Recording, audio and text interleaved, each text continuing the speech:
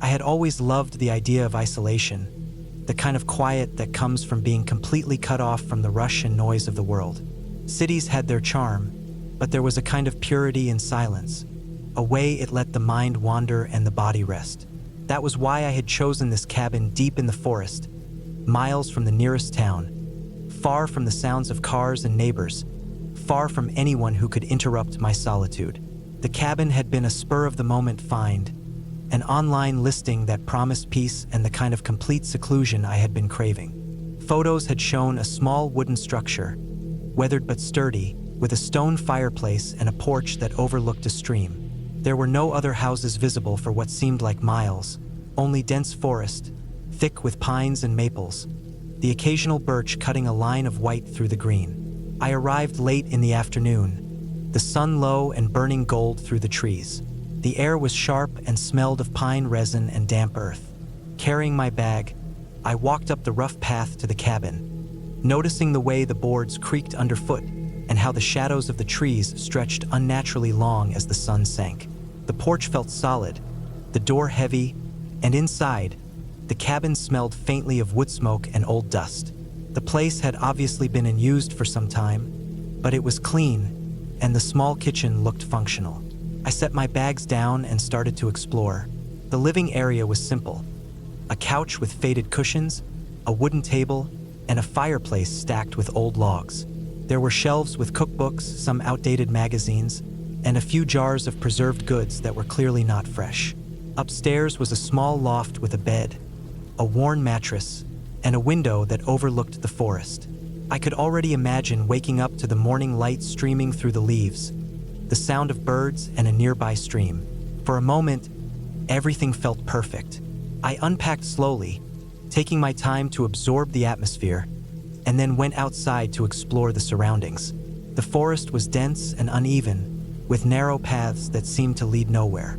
The stream that ran past the cabin gurgled quietly, and I followed it for a while, feeling a strange mix of exhilaration and apprehension. The deeper I went, the more I noticed small details. A fallen tree with its roots ripped from the soil, a patch of trampled underbrush, the occasional bird darting between branches. There was no one around, at least not that I could see or hear. As night approached, I returned to the cabin. The sky had turned a deep indigo, and the first stars were visible between the gaps in the trees. I made a small fire in the fireplace, enjoying the heat and the smell of burning wood. The cabin creaked around me as if settling into the night, and the shadows cast by the fire made the walls dance. I tried to push away a growing unease, telling myself it was just the unfamiliarity, the isolation, the way the mind exaggerates noises in the dark. I had spent nights alone in other places, but this felt different. Here, the forest pressed in closer. The wind through the trees sounded like whispers, and the rustle of leaves made me pause, heart hammering. I had brought a flashlight, and I checked the doors and windows, making sure they were locked. The cabin felt secure, solid. I told myself that any fear was irrational. There was nothing out here except nature and maybe the occasional animal. Still, sleep came slowly, interrupted by the wind, the sounds of creatures moving in the dark, and a persistent sense that I was not entirely alone. The next morning, I woke early. The light was soft and golden, filtering through the canopy. I dressed quickly and went outside to gather my bearings. The forest seemed different in the daylight, less threatening, but more imposing in a way, immense and unyielding. I walked along the stream again, noting the tracks in the mud. Deer, probably, and smaller, indistinct prints that I couldn't identify. I considered following them, but something in the forest made me hesitate, a quiet tension that I could not name. I returned to the cabin and spent the day cleaning, organizing, and preparing for the long stay I had planned. I brought water from the stream, filtered and boiled it, stacked firewood, and inspected every corner of the cabin. It was meticulous work, and it helped keep my mind occupied. The second night came more easily, though the forest still spoke in noises that I could not identify. I tried to focus on the routines I had created, checking the locks, tending the fire, making notes in a journal. It was a way to assert control over the surroundings, to anchor myself against the unease that lurked at the edges of perception. But as the nights went on, the sense of being watched grew. I would see movement at the edge of the trees, think it was a deer or a fox, and then realize the shapes were wrong, too tall, or moving too deliberately. I told myself I was imagining things, that the mind plays tricks when alone, but the feeling would not go away. On the third day, I decided to explore further. I packed a small bag with water, food, and a map of the area I had printed, intending to follow a trail marked on it that led to a higher ridge. The forest was thick, the underbrush clawing at my legs and branches snapping underfoot. I moved carefully, noting the terrain and landmarks, trying to memorize paths in case I needed to find my way back. The ridge offered a view over the forest canopy, and from there, the cabin looked like a small wooden speck surrounded by endless green. I felt a momentary sense of triumph, a clarity that came from seeing the world stretched out below me. But the sense of unease returned as I descended. The forest seemed darker, the sounds more pronounced. I heard the crack of a branch behind me and froze, holding my breath. Nothing emerged from the trees, but the sound persisted in my mind, echoing. I tried to rationalize it, a deer, another animal, but the rationalizations felt hollow. Something in me was registering danger, and I could not dismiss it. I quickened my pace, returning to the cabin before the sun dipped too low. That night, sleep was nearly impossible. I kept hearing faint knocks or scrapes against the cabin walls, subtle enough to be dismissed but persistent enough to gnaw at my nerves. I stayed awake for hours, sitting by the fire, examining the perimeter with my flashlight. The forest was still, the darkness heavy, and the small noises seemed amplified in the quiet. I tried to focus on the mundane, stacking wood, inspecting the cabin, noting the temperature outside, but the tension persisted. I realized that part of the fear came not from a specific threat, but from the complete lack of information. The forest could hide anything, and I had no way of knowing what, if anything, might be out there. By the fourth day, the unease had become almost unbearable. I started noticing more irregularities. Disturbed brush that I was certain I had not touched, shadows that seemed to move in patterns inconsistent with natural light, the occasional sound of heavy breathing or footfalls that stopped when I froze. Rationally, I knew these could be animals, the wind, or my own imagination. Emotionally, my mind insisted otherwise. I began taking extra precautions, barricading doors with furniture, setting up rudimentary alarms with cans and string around the perimeter, keeping my phone charged and near me at all times. On the fifth day, I decided to venture farther than before, determined to regain some sense of control. I packed carefully, bringing extra food, water, a first aid kit, and my flashlight. I moved through the forest slowly, noting every sound and shadow. The deeper I went, the more obvious the signs of animal activity. Scat, claw marks, flattened patches of grass. But something was different here. The marks did not match typical wildlife patterns. Some were too large, too deliberate. Others seemed oddly arranged, like they had been left intentionally. My heart rate spiked. I considered turning back, but I was already several miles from the cabin. As I made my way along a narrow, barely visible path, I heard the sound of snapping twigs behind me. I froze, listening. The sound stopped, and I convinced myself it had been a branch under my own foot. Yet my pulse continued racing. I quickened my pace, moving toward the path I had memorized, hoping to reach the open ridge where I could see the cabin in the distance. The forest seemed to close in, the trees crowding the path, branches scratching at my arms. Every so often, I caught glimpses of movement that vanished when I turned to look directly. By late afternoon, I had reached a small clearing that offered a view back toward the cabin. Relief washed over me as I spotted it, the familiar structure like a lifeline. But as I scanned the clearing, I noticed something that made my stomach turn. Footprints, large and heavy, leading from the trees toward the cabin. They were fresh. I stepped back into the shadows, heart pounding, trying to assess what to do. I could not outrun whoever or whatever had made those prints. I considered hiding in the clearing, but the dense underbrush offered no cover, and the prints indicated movement in multiple directions. I made the difficult decision to move slowly, silently, back toward the cabin, taking circuitous.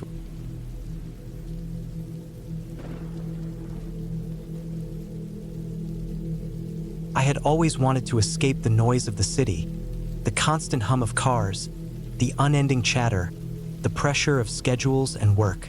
After months of planning and saving, I finally rented a small cabin deep in the woods of northern Vermont. The cabin was nothing special, just a modest, wooden structure built into the side of a hill, with a small porch facing a clearing in the forest. It had no Wi-Fi, no cell service, and limited electricity, which was exactly why I chose it. I told myself I needed this solitude, the chance to disconnect completely from the world, to breathe, to rest. The first day was all nerves and awe. The drive itself had taken over 5 hours on narrow, winding roads, the kind that made me nervous with every turn. Trees leaned over the road, thick and dark, their shadows falling across the asphalt in the late afternoon light. There was something about the way the forest pressed close, the way the air smelled damp and earthy, that made me feel small. I kept telling myself it was just nature, nothing more, but there was a tension I could not shake. Arriving at the cabin, I parked on the dirt driveway and walked up the narrow wooden steps to the porch. The cabin looked exactly as it had in the photos, simple, rustic, and isolated. The wood was dark, worn from years of weather, but the structure seemed sound. A small chimney jutted from the roof, suggesting a wood-burning stove inside. I unlocked the door, pushed it open, and stepped inside. The interior was just as I expected. One main room with a kitchenette and a fireplace, a small bedroom tucked to the side, and a bathroom in the corner. Everything was clean but basic. I spent the first few hours unpacking, arranging my things, and exploring the surrounding area. The forest was thick, but there was a small clearing behind the cabin where sunlight touched the ground. Birds called occasionally, and I could hear a distant stream. The isolation felt strange but calming, like I had finally found a place untouched by the chaos of modern life. The first night, however, brought unease. It was quiet in a way that was almost unnatural. In the city, the background noise never stopped. But here, the only sounds were the wind in the trees and the occasional crack of a branch. Around midnight, I woke to a sound that froze me in place. It was subtle at first, just a faint scrape, like someone dragging a foot across the ground outside. I told myself it was a branch rubbing against the cabin, or perhaps an animal. But then I heard it again, closer this time. I got out of bed and crept to the window, peering into the dark forest. Nothing moved. The clearing was empty. My heartbeat quickened as I strained my ears. There it was again, a slow, deliberate sound, not random like a branch or wind. It was methodical, like someone pacing just outside, hidden by the darkness. I tried to calm myself, to rationalize it. Maybe a deer had wandered too close. Maybe the wind had shifted. I turned on every light in the cabin, bolted the doors, and sat in the living room, gripping a heavy kitchen knife. I waited for what felt like hours, but the sounds stopped after a while, leaving only the oppressive quiet. I eventually drifted back to a restless sleep, exhausted from adrenaline. The following morning, I explored further, telling myself that being active in daylight would ease my mind. I walked along a narrow trail I had noticed the previous day, leading deeper into the forest. The trees here grew taller and closer together, blocking out much of the sun. The trail was uneven, with rocks and roots protruding, and the air was damp and cool. As I walked, I kept noticing things that unsettled me. Footprints in the soft mud, too large for a deer, and broken branches at chest height, as if something or someone had been moving through the forest deliberately. I tried not to let panic take hold, but the sense of being watched persisted. Every rustle in the underbrush made me freeze. I reminded myself it was just wildlife. Still, I couldn't shake the feeling that someone had been following me, unseen but close. By late afternoon, I returned to the cabin, tired and anxious. I double-checked all the locks and reinforced the windows with heavy furniture. I was alone in a place where no one could hear me if something went wrong, and that realization weighed heavily on me. That night, the noises returned, louder this time, Scrapes along the siding of the cabin, soft thuds, and the occasional snap of a branch. I sat in the living room with the knife across my lap, eyes fixed on the front door, muscles tensed. Time crawled. Around 2 in the morning, I heard a deliberate tapping at the window, 3 short, spaced knocks. I froze. My mind raced through scenarios. There was no logical explanation. I knew nobody else had access to this area, and there was no road nearby that would allow someone to approach quietly. The taps came again, closer to the corner of the cabin. I realized that running outside would be dangerous. I had no means of defense beyond a knife, and the forest could easily conceal someone. I had to wait it out. The tapping stopped eventually, but the fear lingered. I spent the rest of the night sitting upright, listening, every shadow a potential threat. Morning could not come fast enough. During the day, I called the cabin owner using the only spot of cell phone service I could get at the clearing's edge. He was friendly and reassuring, insisting that no one had ever reported an issue at the cabin. But he didn't live nearby, and there was no one else around for miles. I considered leaving immediately, but I had paid for the week and had come with the intention of staying, so I tried to push the fear aside. Over the next few days, the pattern repeated. During the day, the forest was unnerving but tolerable.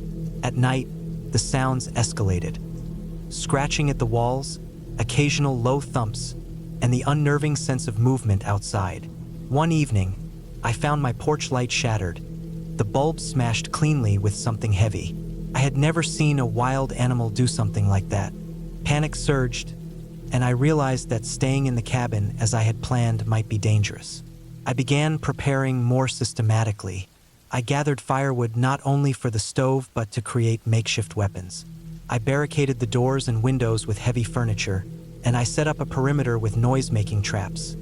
Tins and small rocks rigged to fall if someone crossed the porch. Each night, I slept in the bedroom only lightly, with the knife within reach, the door propped with a chair. Every sound became amplified. The scraping at the walls, the faint rustle in the leaves, the occasional thump on the roof. Each one a reminder that I was not alone. On the 4th night, the intruder revealed themselves. I had been awake, scanning the dark, when I heard a heavy footstep on the porch, followed by a deep, deliberate breath. My heart slammed against my ribs. I grabbed the heaviest piece of firewood and crept toward the door. Through the window, I saw a shadow moving slowly across the porch. Whoever it was, they were large and their movements were deliberate, slow, and controlled. I made a split-second decision. I could not stay. I opened the door suddenly and swung the firewood, hitting the figure hard across the shoulder. There was a grunt, a stumble, and then silence. Without hesitation, I grabbed my backpack, my keys, and my phone and bolted into the forest toward the nearest road, following a faint path I had scouted earlier. The forest was pitch black, and every step sent pain through my feet and legs, tripping over roots and rocks. I ran, knowing the alternative was staying in the cabin with someone who clearly meant harm. After what felt like hours, but was probably closer to 30 minutes, I broke through the trees onto the dirt road. A car approached, and I flagged it down, shouting for help. The driver, a local resident, stopped immediately and called the police. They arrived quickly and escorted me back to the cabin. What they found was unsettling. Footprints around the cabin, disturbed soil, broken window glass, and a set of tire tracks from a small vehicle just hidden in the trees.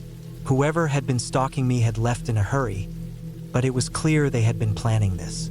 The police insisted it was lucky I had been vigilant and had confronted the intruder when I did. They documented everything and promised to patrol the area more frequently. The cabin owner offered a refund and said they would increase security measures, but I could no longer see the place as a retreat. It was tainted with the knowledge that someone had been there, watching, waiting, and willing to confront me. I stayed in a nearby town for the rest of the week, unable to sleep more than a few hours at a time, constantly checking locks and doors. In retrospect, I realized how unprepared I had been. I had gone into the woods seeking solitude, only to encounter a very real danger that was both physical and psychological. My body had survived, but the fear lingered long after. Eventually, I returned home, I installed extra locks and security cameras, and I made a rule for myself. Never underestimate the isolation of wilderness. People are capable of doing frightening things, and when no one is around, help may not arrive in time.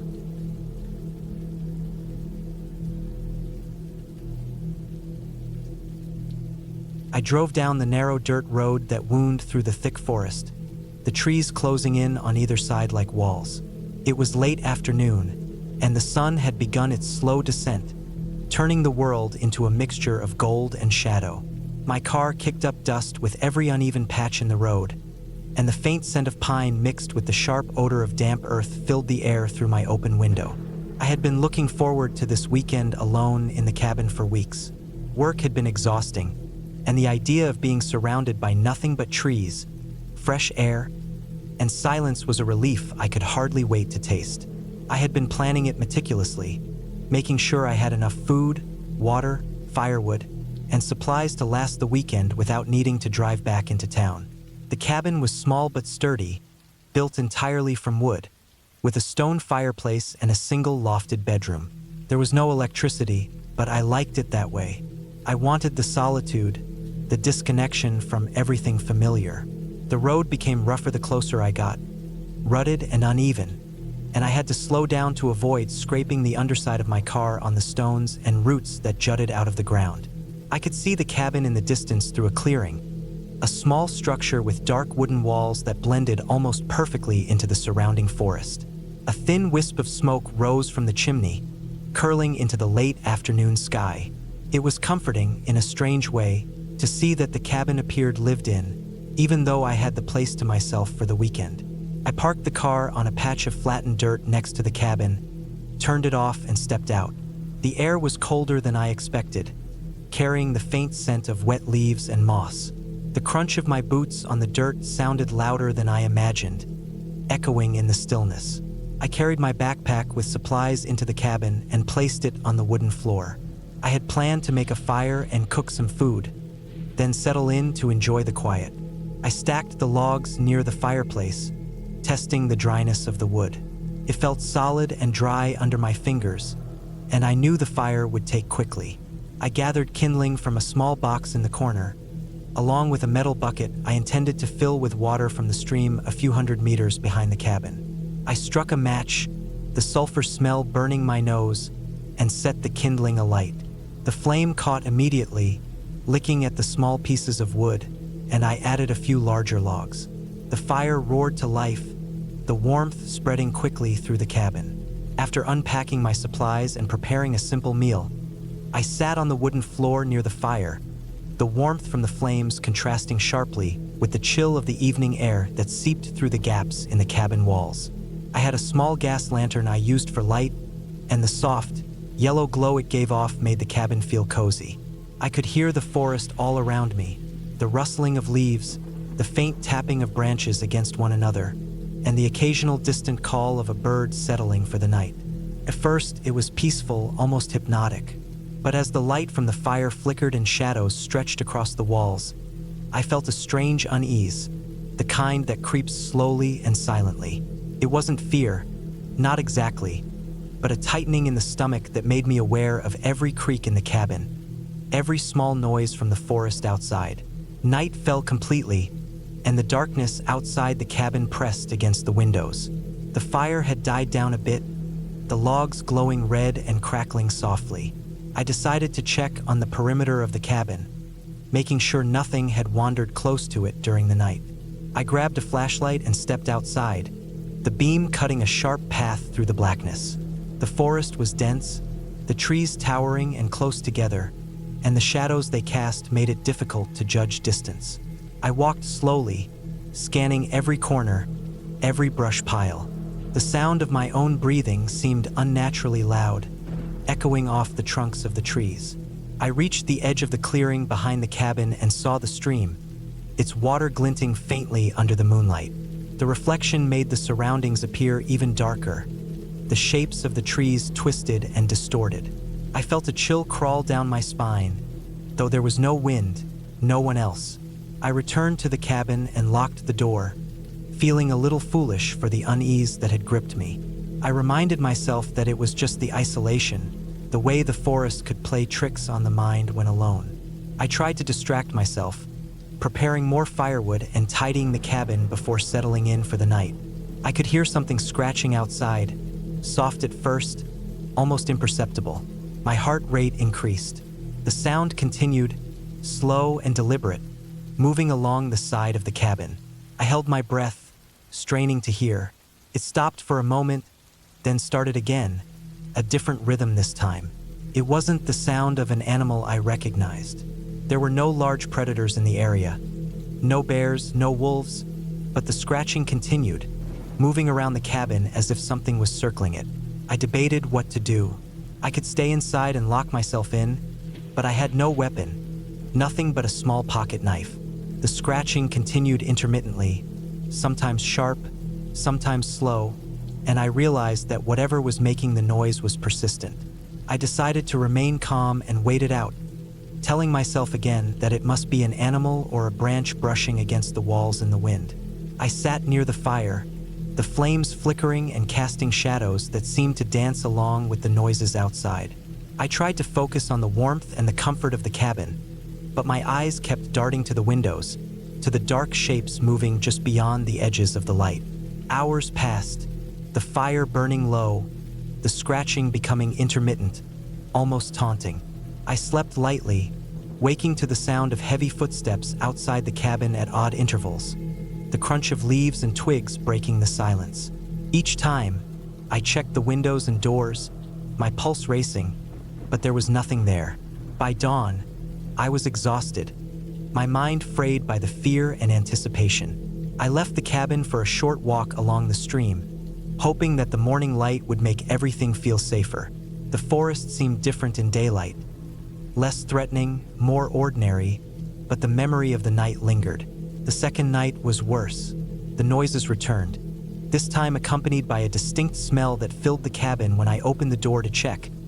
A metallic, iron-like scent that made my stomach churn. There were scratches on the exterior walls, shallow but deliberate, as if something had tried to climb or force its way in. I photographed them for evidence, noting the size and pattern, trying to rationalize the source. It was impossible.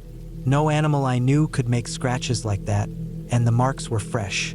I began securing every possible point of entry, nailing boards over windows, checking the door latch multiple times. My hands shook, and my mind was on edge, alert for the slightest noise.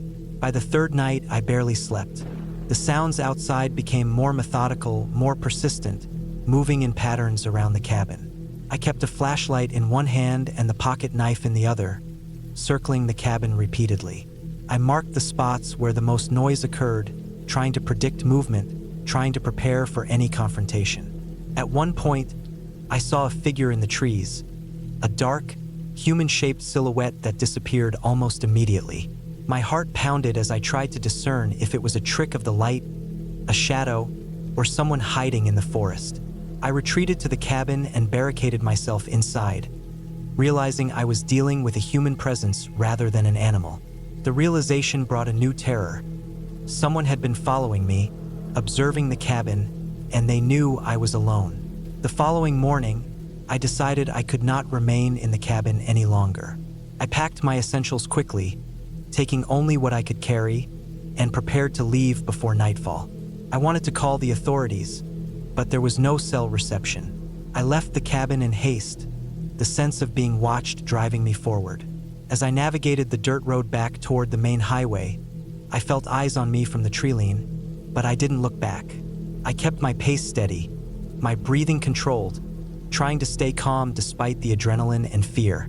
By late afternoon, I reached a point where I could see other cars, signs of civilization. I stopped at the nearest gas station and used the phone there to call the police.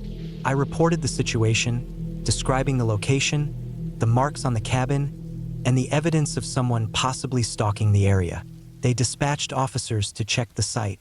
In the following days, authorities confirmed that the cabin had been broken into previously by a trespasser who had been living in the forest undetected for weeks. They removed him from the area, and I was able to return with law enforcement to secure the cabin. Nothing was damaged inside, but the marks outside remained as a permanent reminder of the ordeal. After the experience, I never returned to that cabin. I kept the photographs and the report as a reminder of how isolated and vulnerable one could be in the wilderness, even in a place that seemed safe. I learned to always trust instinct, to prepare for the worst, and to never underestimate the presence of others, even in the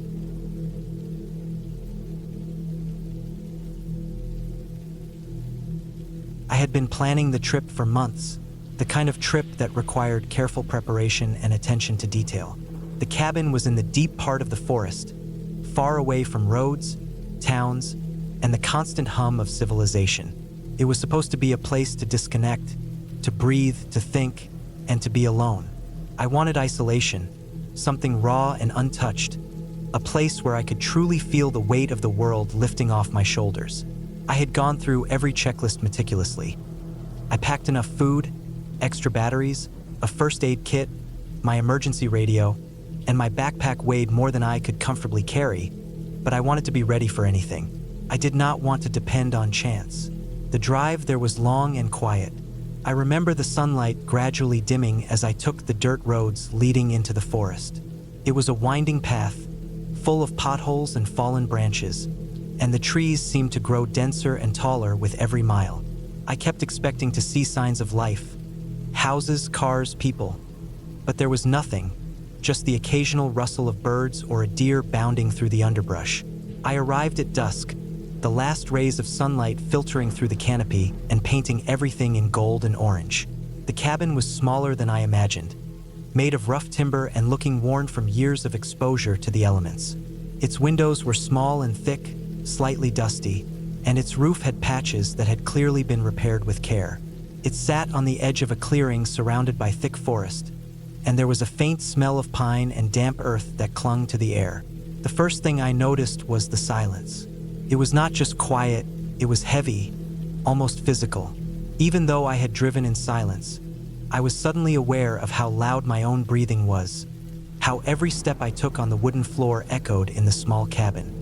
I unpacked methodically, placing everything where it made sense. Food in the small kitchen area, tools in the corner near the fireplace, my sleeping bag on the floor near the only bed. The cabin was simple but functional, with a small wood-burning stove, a sink, and a few shelves. I checked the radio, it worked, but there was only static. I figured that was normal in a place like this. Night fell fast. The forest around me turned from green to black, and shadows moved in shapes that were easy to misinterpret. The wind started to rise, rustling leaves and bending branches in ways that made sharp, sudden noises.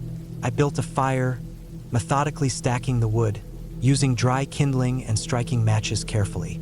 The fire crackled and spit, sending shadows dancing across the walls. I could see the silhouette of the forest through the window, dark and unyielding, like a wall of shadows. I tried to focus on my breathing, telling myself it was just the wind, just the trees, just the normal noises of a forest at night. Sleep was difficult. Every small noise felt amplified. The snap of a twig, the groan of the cabin settling, the flapping of wings somewhere outside. I tried to convince myself it was normal, but there was a gnawing tension in my chest, a pressure that grew heavier with each passing hour. Eventually, I managed a fitful sleep, waking several times to the sounds outside.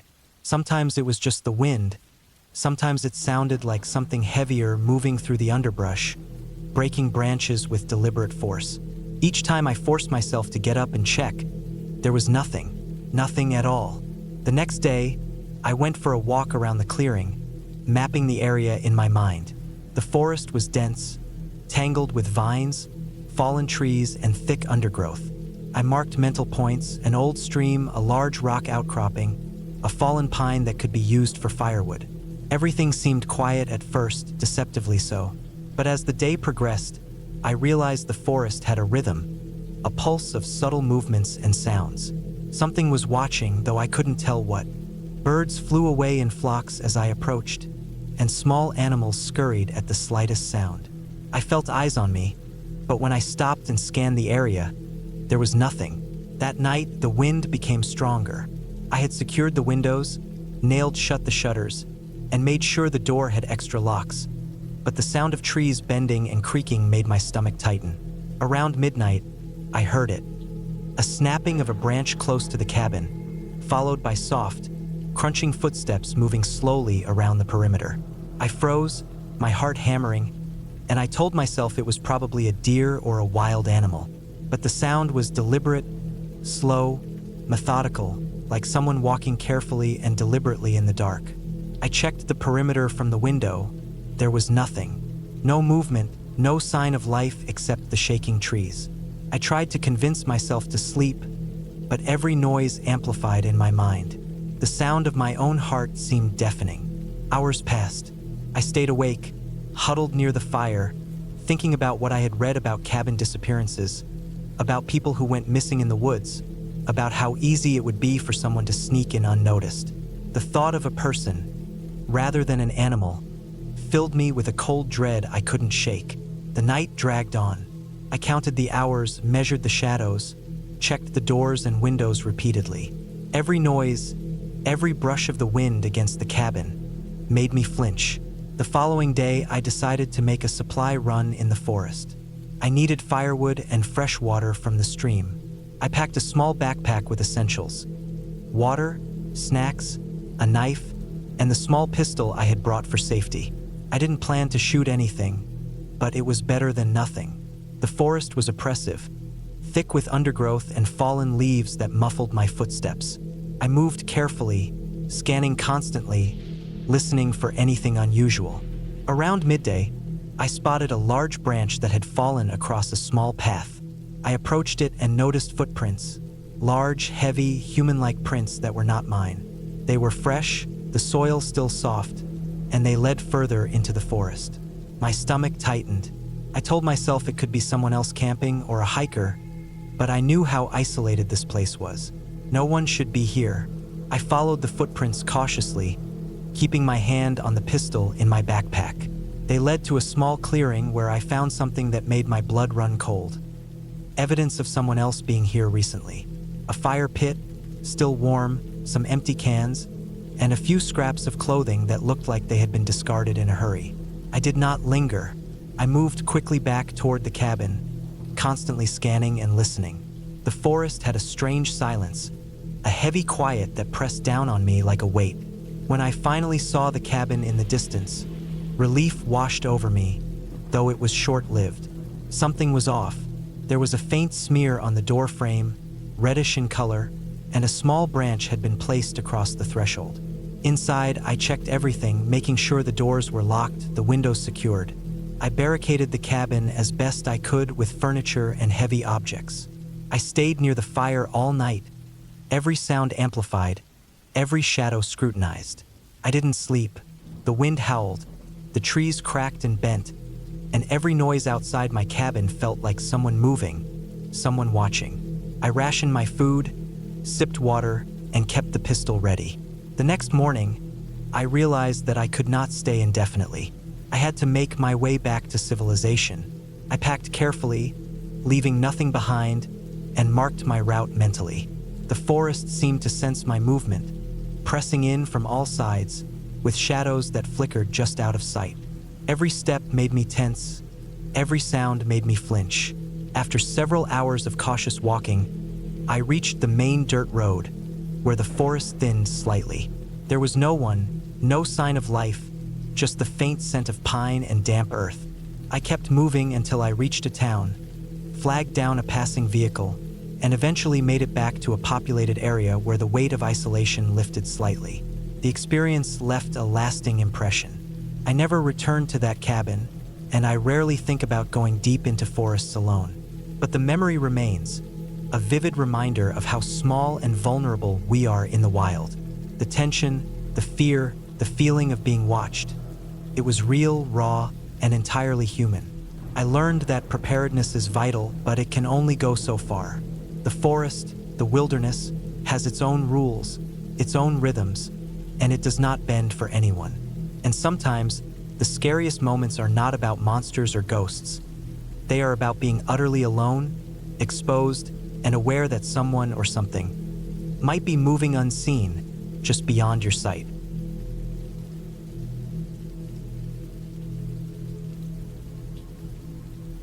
I drove the long, winding road deep into the forest, the kind of road where the trees pressed close on either side, their branches like the fingers of giants reaching across the asphalt. The sun was dropping behind the horizon, leaving a dull orange glow that reflected off the cracked windshield of my old car. The forest was quiet, too quiet. I had planned this trip for weeks, telling myself it was a retreat, a chance to get away from the constant noise and pressure of work and the city. The cabin I rented was small, old, but functional, listed as remote, private, and peaceful on the website. What the listing didn't mention was how isolated it really was, or how quickly the forest could swallow a person whole if they weren't careful. I pulled up the last few hundred yards along a narrow dirt track that seemed almost like a forgotten path. Gravel crunched under my tires, echoing in the stillness of the trees. The cabin was finally in view, sitting low in a clearing, the wood darkened from years of weather. It had a steeply pitched roof and a single chimney that looked like it hadn't seen smoke in a while. I could see the faint outline of a porch and a sagging railing, but there was no light inside, no smoke from the chimney. The silence was heavy, almost like the forest itself was waiting. I stepped out, grabbed my bag, and locked the car. The air was cool, smelling faintly of damp earth and pine needles. Every sound seemed amplified. My own boots crunching on the gravel, the distant rustle of leaves, the creak of the cabin door when I pushed it open. Inside, it smelled of old wood and something faintly metallic, maybe from water pipes or the remnants of old rain. The floorboards groaned under my weight as I walked across the main room. There were no lights yet, and I hadn't brought any candles. The small stove in the corner looked like it could heat the room, but there was no fire. I dropped my bag near the stairs that led to the loft bedroom and went to check the windows. Thick wooden shutters blocked most of the fading light, but I could make out the trees pressing close, dark and still. I spent the next hour just moving around the cabin, familiarizing myself with the rooms. The kitchen was bare except for a small counter, a sink, and a fridge that looked like it hadn't been plugged in for months. There was a stack of old firewood near the stove and a pile of newspapers from years back, yellowed and brittle. I ran my fingers over the wood of the table. It was rough and splintered in spots. There was a strange feeling in the cabin, a sense of being watched, even though I was alone. My heart started to beat a little faster, but I chalked it up to nerves. The city had made me soft, I thought, and the forest wasn't used to my presence. I finally unpacked my bag and set down the essentials: a small flashlight, a few cans of food, water bottles, and a first aid kit. I didn't bother unpacking much else. The sun had fully set by then, leaving only the dim glow of twilight through the cracks in the shutters. I lit the flashlight and walked back to the porch, looking out into the forest. Shadows stretched between the trees, long and black, hiding whatever might be moving in them. I told myself it was probably just deer or some other wildlife. Still, a chill ran down my spine. Night came fast in the forest. By the time I returned inside, it was completely dark. The flashlight made the shadows dance across the walls, turning ordinary furniture into strange, distorted shapes. I tried to ignore it and went about setting up a small sleeping area in the loft. The stairs creaked under each step, and every time I heard a snap from the floor below or the walls, I jumped slightly. I had been alone many times, but something about the isolation in this forest felt different. It wasn't just quiet, it was oppressive. My ears strained for sounds, even though there was nothing but the occasional rustle of the wind through the trees. I had no internet, no phone signal, and the battery on my flashlight was running low. That made me feel vulnerable, like I had left every possible safety net behind. I tried to focus on practical things, checking the windows and doors, making sure the stove was functional, but my mind kept wandering. I thought about how easy it would be for someone to follow me into the cabin without me knowing. I laughed quietly at my own paranoia. I was a grown adult, after all, used to city life, and yet here, miles from anyone, a part of me felt completely powerless. Around midnight, I heard it, a low scraping sound, faint at first, coming from the back of the cabin. I froze, listening. The sound stopped. I grabbed the flashlight and crept down the stairs, trying to make as little noise as possible. The The beam cut through the dark corners of the room, landing on nothing. I checked the kitchen, the living area, and even opened the back door. Outside, the trees were motionless, nothing stirring. The only sound was my own breathing, loud in the silence. I slammed the door shut and locked it, heart pounding. Maybe it had been an animal, a branch brushing against the siding. Maybe I had imagined it, but I couldn't shake the unease that had settled over me. I stayed awake for the rest of the night, sitting against the wall in the loft with the flashlight across my lap. Every sound seemed magnified. The wind through the trees, the faint whistle of an old pipe, even the settling of the cabin itself. I tried to rationalize each noise, telling myself it was all normal, but the rational voice didn't carry the comfort I needed. I kept thinking about how easy it would be for someone or something to be out there watching, just waiting for me to let my guard down. The hours dragged slowly. By the time the first light of dawn filtered through the shutters, I had barely slept. When I finally got up, I decided I needed to explore the surroundings. Maybe understanding the layout of the land would make me feel safer. The forest was thick, but a narrow path led away from the cabin into a shallow valley. I walked carefully, my boots sinking slightly into damp soil, listening to the distant calls of birds waking up. I spotted broken branches, and I realized that larger animals probably roamed here, possibly bears or wild boars. The thought made me uneasy, but I pressed on. I followed the path for a while, making a mental note of landmarks. A large rock shaped like a leaning wall, a cluster of birch trees, a fallen log that spanned a small creek. By mid-morning, I had mapped out a rough circle around the cabin. Nothing looked like a threat yet, but the isolation pressed down on me like a weight.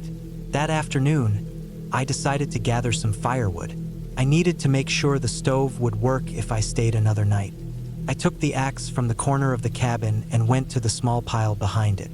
The logs were old, some damp from recent rain. I tried splitting one, but it took several blows before it finally cracked. The sound of the axe striking would echo through the clearing, startling me every time. I kept thinking I heard rustling in the trees, but each time I turned, nothing moved. The forest was alive, but silent in the way that made you feel watched. I gathered enough wood to last a few nights and brought it inside, stacking it neatly by the stove. That evening, I started a fire. Smoke curled lazily from the chimney, and the cabin finally felt warmer, more secure.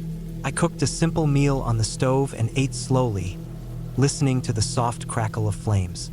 The night was quieter than the previous one, but every now and then, I would hear a snap or a thud outside. My imagination wanted to turn it into something sinister, but I forced myself to remain practical. I reminded myself that isolation can play tricks on your mind, and the forest was full of animals, falling branches, and natural sounds that seemed threatening in the dark. Around midnight, the sound returned, low and deliberate this time, a scraping along the side of the cabin. I froze. My flashlight was on the table, so I grabbed it and shone it toward the noise. There was nothing. I could feel my chest tighten, my mind racing through worst-case scenarios. Someone could be out there, waiting for me to open the door to make a mistake. I considered leaving the cabin immediately, but it was pitch dark outside, and I didn't know the forest well enough to navigate safely. I tried to stay calm, telling myself it was probably a raccoon or a deer again, but the sound persisted, faint but steady. It moved from the back to the side of the cabin, as if circling it. I decided to take action in the most practical way I could. I retrieved my small hunting knife from my bag and placed it on the table near my hand. I checked all the doors and windows again, making sure they were locked. Then I sat in the loft, listening. The sound faded after some time, leaving the cabin in silence again. I stayed awake until the first hints of dawn, alert and tense, my body rigid from the night's fear. The next morning, I examined the outside of the cabin carefully. To my relief, there were no footprints, no signs of forced entry, nothing at all. Just some broken branches and crushed underbrush from animals. I realized that part of the terror of the night had been my imagination, heightened by the isolation and unfamiliarity of the place. My mind had taken ordinary forest noises and turned them into threats, making me feel trapped and hunted. By mid-morning,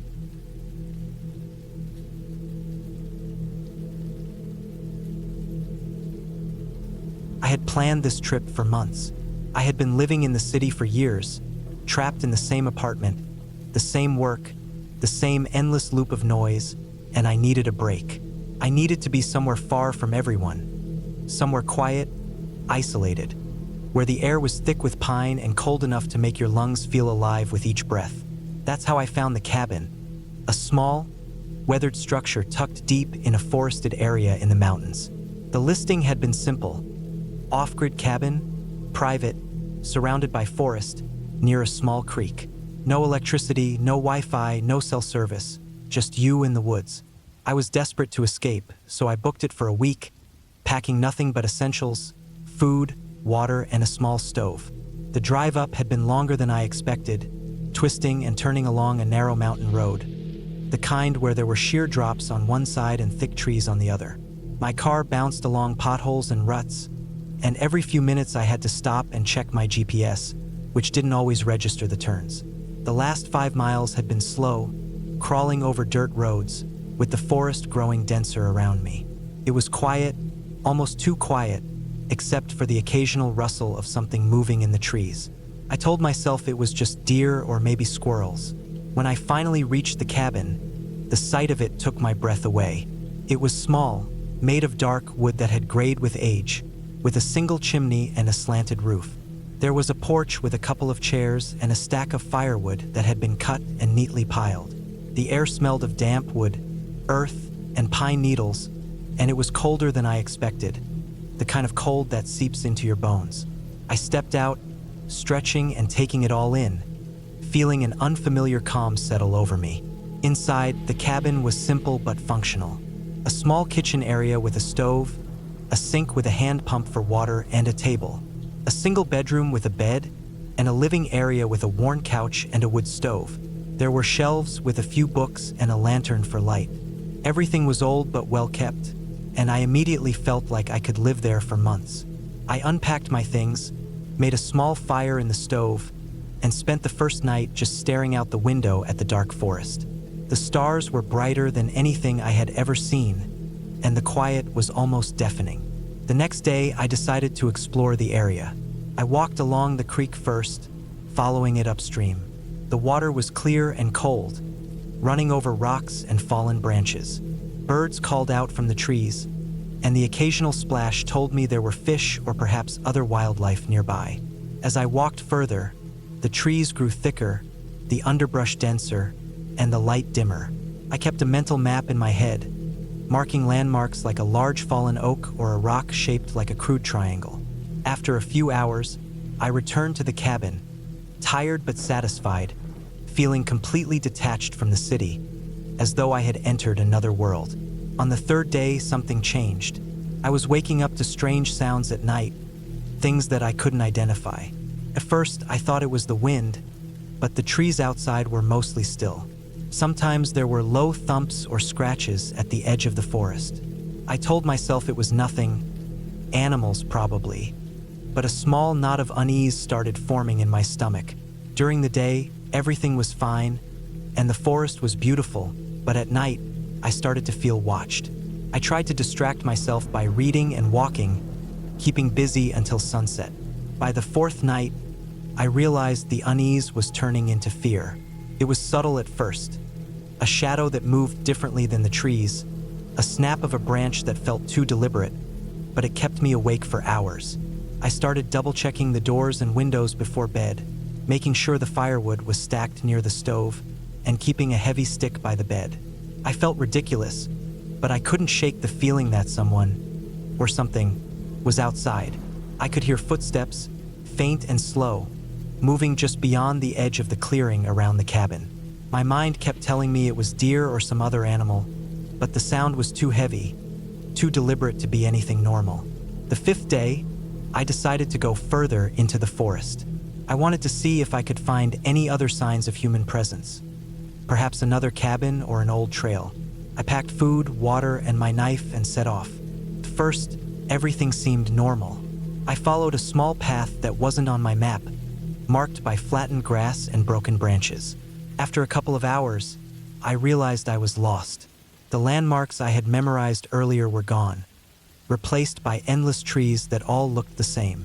I tried to retrace my steps, but the forest had a way of shifting, making everything look unfamiliar. As evening approached, panic set in. I knew I couldn't find the cabin before dark if I stayed on this path. I looked for higher ground, hoping to spot the clearing, but the hills were steep, and the trees blocked my view. Then I heard it, the sound of footsteps again, slow and heavy, coming from behind me.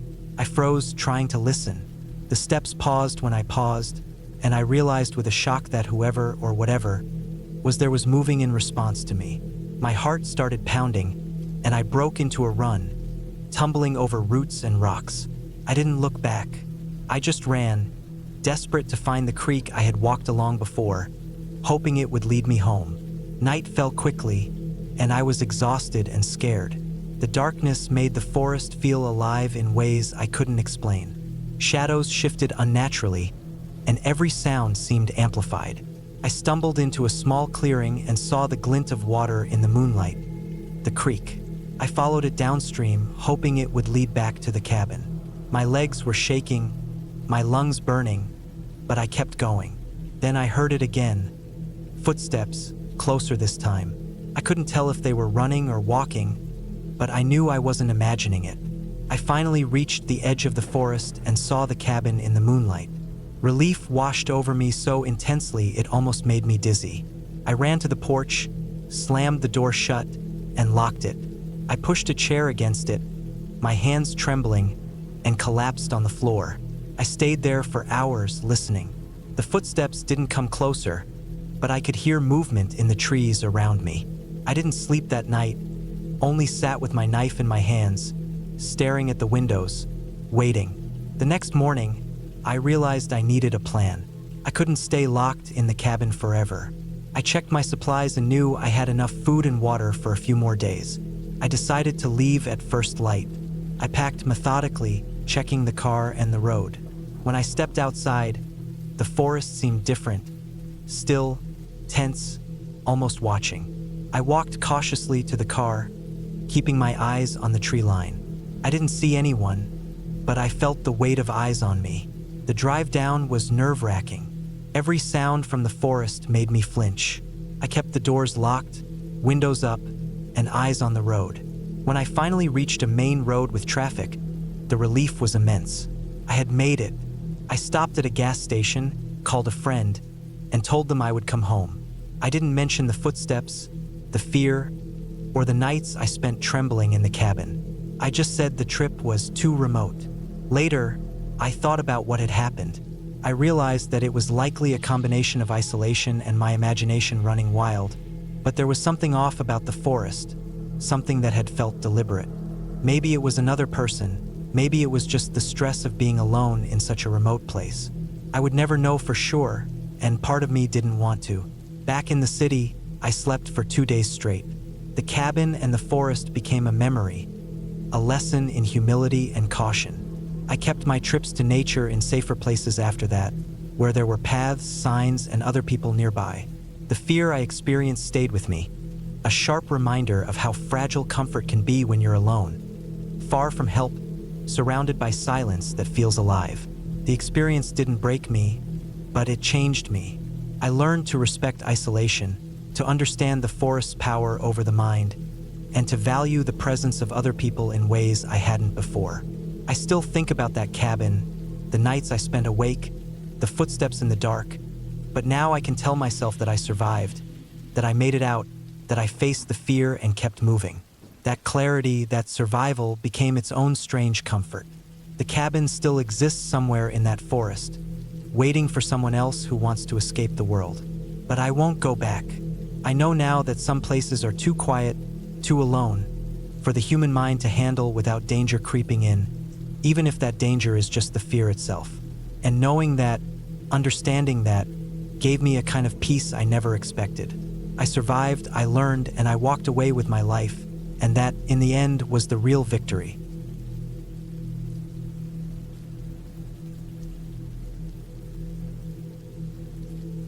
I never really thought much about spending time alone in a cabin until last fall.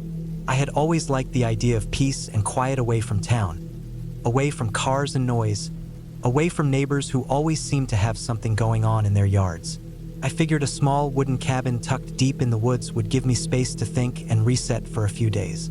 The cabin I chose was far out, close to a lake, surrounded by trees that grew so thick together the sunlight only reached the forest floor in broken pieces. The road out there was rough and barely wide enough for my truck, filled with potholes that rattled the frame and mud patches that splashed against the sides. As soon as I drove past the last stretch of paved road, I felt like I had left everything behind.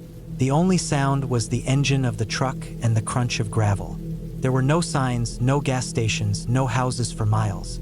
Only trees, dirt, and the thought that I was heading somewhere few people bothered to go.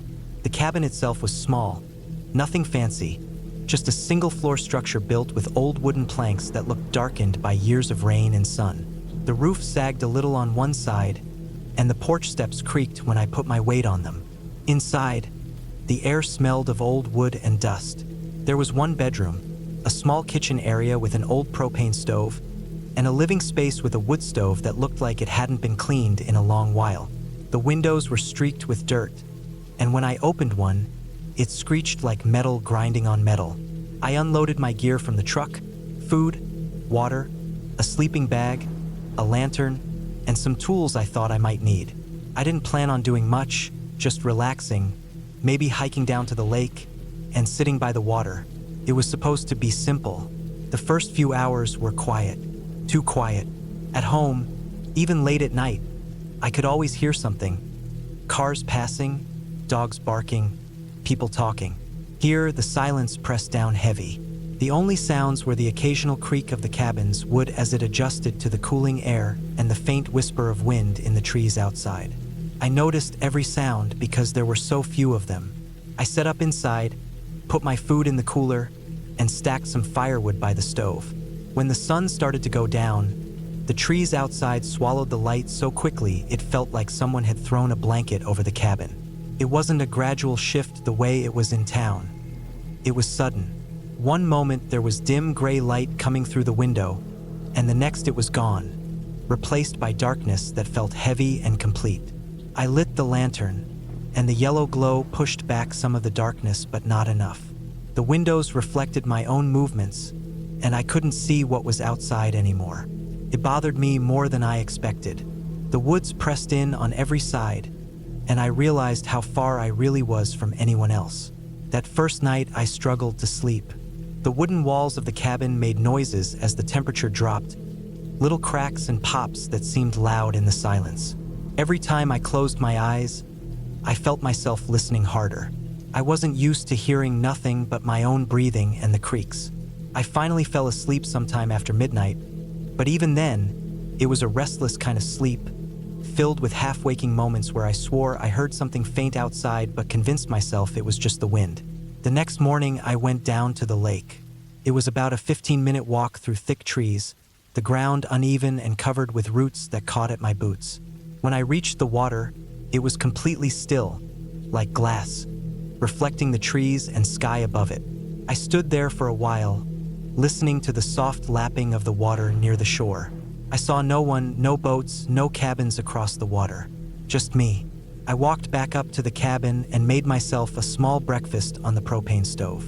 The hiss of the flame was strangely comforting because it was one of the few human sounds I had. I ate slowly, looking out the window. The trees swayed, their tops shifting against the pale sky. Nothing else moved. The second night was when I noticed something that made me uneasy. I had been sitting inside, reading with the lantern lit, when I thought I heard a sound outside. At first it was faint, like a footstep, but I told myself it could have been anything. An animal, a branch falling. But it came again, slow and deliberate. It wasn't random like a squirrel scampering or a raccoon moving through brush. It was paced like something walking. I froze, the book still in my hands, listening. The sound stopped. I waited, straining my ears, and after what felt like a long time, I heard it again, closer this time. The cabin had no curtains, so I could see faint outlines of the trees beyond the glass. but the lantern's reflection on the window made it hard to see anything clearly. I wanted to walk over and look out, but I was afraid of what I might or might not see. I told myself it was just an animal. A deer, maybe. Bears weren't supposed to be in that area, but I couldn't be sure. I didn't move for what felt like an hour, sitting there with the lantern burning low. Eventually, the sound faded, and I convinced myself to blow out the lantern and crawl into the sleeping bag. That night, I barely slept at all. Every small noise outside felt magnified. The crack of a branch made my heart pound. The scrape of something against the wooden wall made me sit up in the dark. But each time I looked toward the window, I saw nothing but blackness. The following morning, I walked around the cabin. The ground was covered with leaves and soft soil, so it was hard to tell if anything had been there during the night. Still, I thought I saw faint depressions in the dirt near the back wall. They were long, not quite like boot prints, but also not like paw prints I recognized. They could have been anything, but I couldn't stop staring at them. I told myself I was imagining things, that I was just not used to being alone in such a quiet place, that my mind was playing tricks. But I couldn't shake the feeling that I wasn't entirely alone out there. By the third night, the sounds were back. This time, they came later when I was already lying in my sleeping bag. I heard what sounded like slow footsteps circling the cabin. Not fast, not hurried. Just steady, patient steps that crunched lightly on the soil and leaves. My mouth went dry, and I held my breath, listening. I didn't move. I didn't want whoever or whatever it was outside to know I was awake. The steps moved from one side of the cabin to the other, then paused. I lay there in the dark, barely breathing, every muscle in my body tense. I heard the faint scrape of something against the wood again, like fingers or claws, dragging across it. I wanted to grab my flashlight, but it was across the room. I didn't dare move. I stayed there, stiff and silent, until eventually the sounds faded into the woods. The next day, I found more marks in the dirt, this time clearer. They looked like footprints, human ones, though the soil was too soft to make out details. The realization made my stomach turn. If it had been an animal, I could accept it. But a person walking around the cabin at night, deep in the woods with no other homes nearby, that didn't make sense. Who would be out there and why? I considered packing up and leaving, but part of me didn't want to admit I was scared. I had come out there to spend a week alone, and it had only been 3 days. I told myself I could handle it. That night, the sounds came again, louder this time.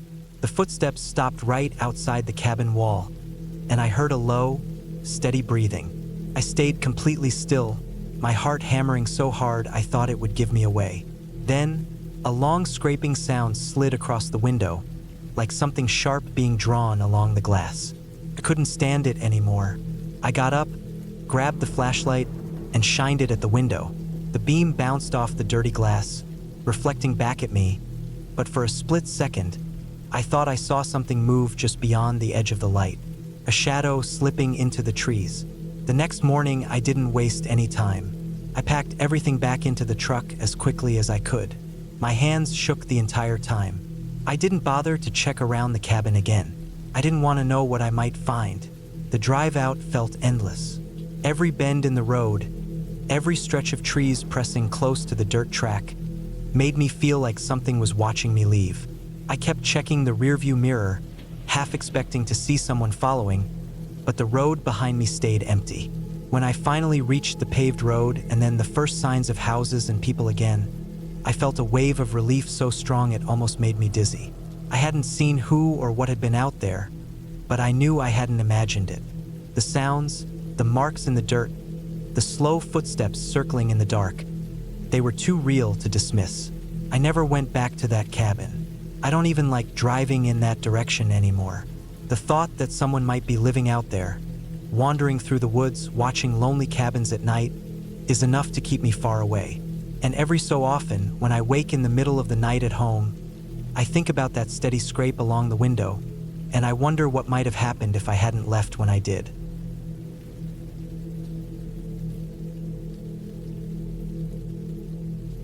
I had been planning this trip for months, meticulously mapping out every detail, every route, every supply I would need.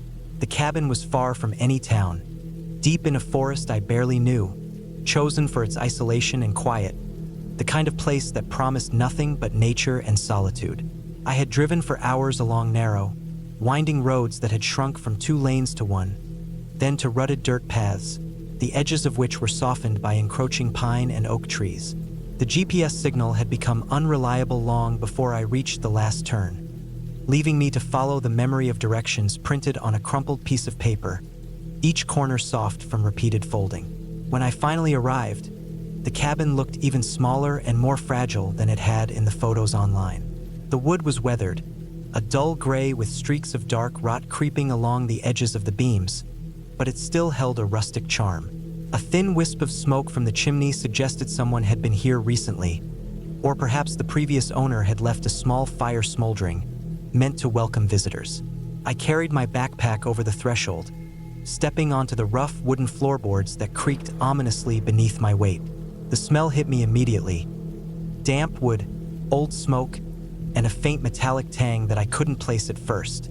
It lingered unpleasantly, clinging to my clothes and skin. The cabin's interior was sparse, furnished with a small table, 2 chairs, a bed, and a basic stove. The windows were grimy, filtering the afternoon sunlight into thin, weak beams that barely touched the corners of the room. I had brought supplies to last me the weekend: food, water, firewood, extra blankets, and a lantern. I unpacked carefully, stacking cans neatly, laying out blankets, and making sure the stove was functional. I was always careful in these things, an obsessive attention to detail that had saved me more than once on previous hikes and solo trips. I knew that being alone in the forest meant I had to be self-sufficient. No one would be coming if things went wrong. Once the cabin was settled, I took a walk to familiarize myself with the immediate surroundings. The forest was dense, quiet except for the occasional creak of branches under some unseen animal's weight. The wind moved through the trees in soft waves, carrying the scent of pine needles and damp earth. Birds were distant, their calls faint and irregular, and I realized there were very few signs of human presence nearby. No roads, no trails marked by footprints, only a scattering of broken branches and rustling leaves.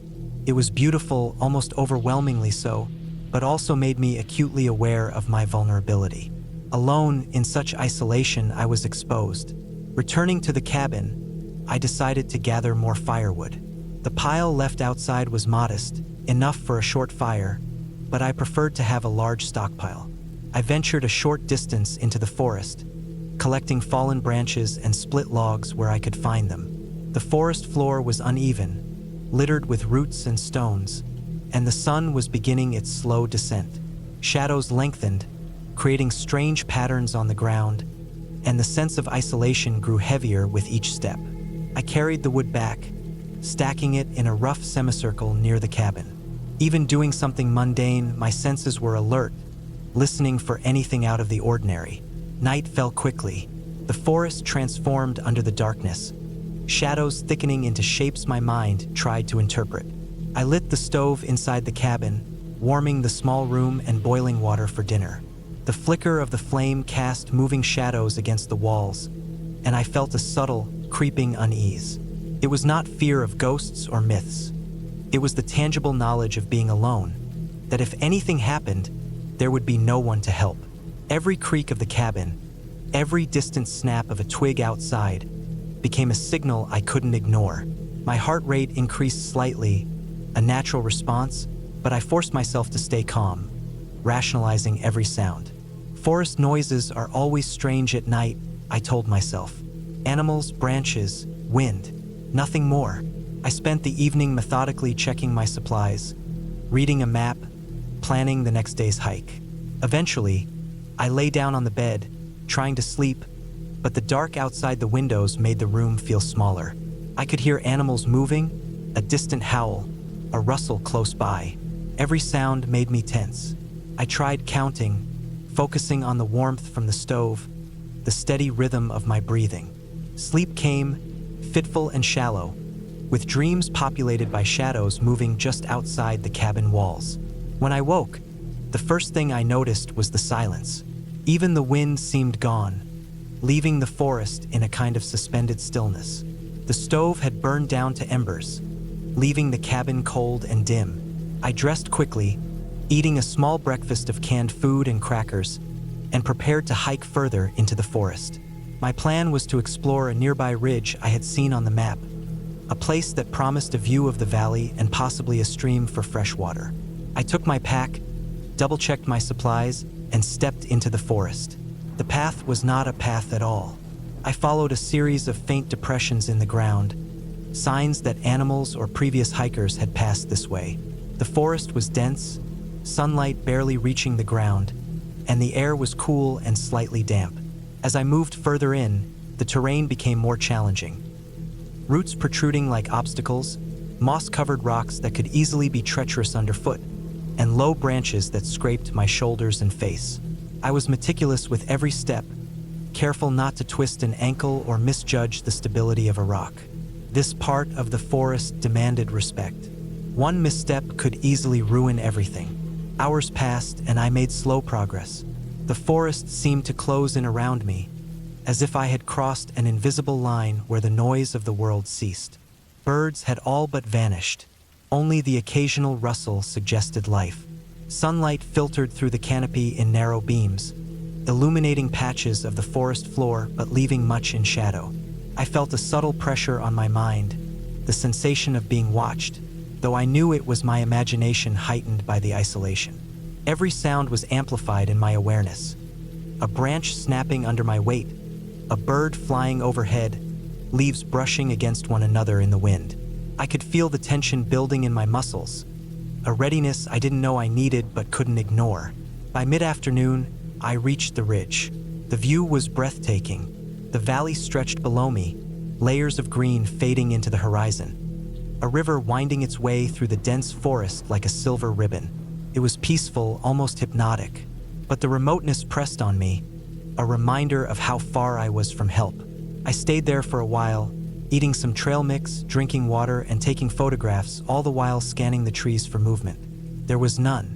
I felt a sense of accomplishment, having navigated this rough terrain alone, but also a tightening in my chest, a reminder that this beauty came with risk. As I began the descent, I realized the forest had changed. Small features I had passed before seemed different in the dimming light. Rocks, trees, and shadows blended together, and the faint trails I had followed were now confusing. I tried to rely on the map, but without distinct landmarks, it was difficult to orient myself. A creeping panic started to settle in as I realized I might be losing my way. The sun was dropping lower, and the forest was becoming darker, cooler. I quickened my pace, hoping to reach the cabin before nightfall, but soon, I could no longer be certain which direction I had come from.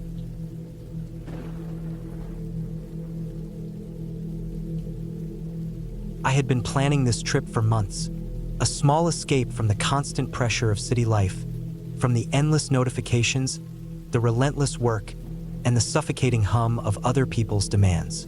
The idea of being alone in a cabin in the mountains had seemed almost like a promise of peace, a chance to disconnect entirely from everything. The cabin was nothing fancy, just a small, wooden structure tucked against the edge of a dense forest, a stone's throw from a narrow dirt road that twisted through pine and birch.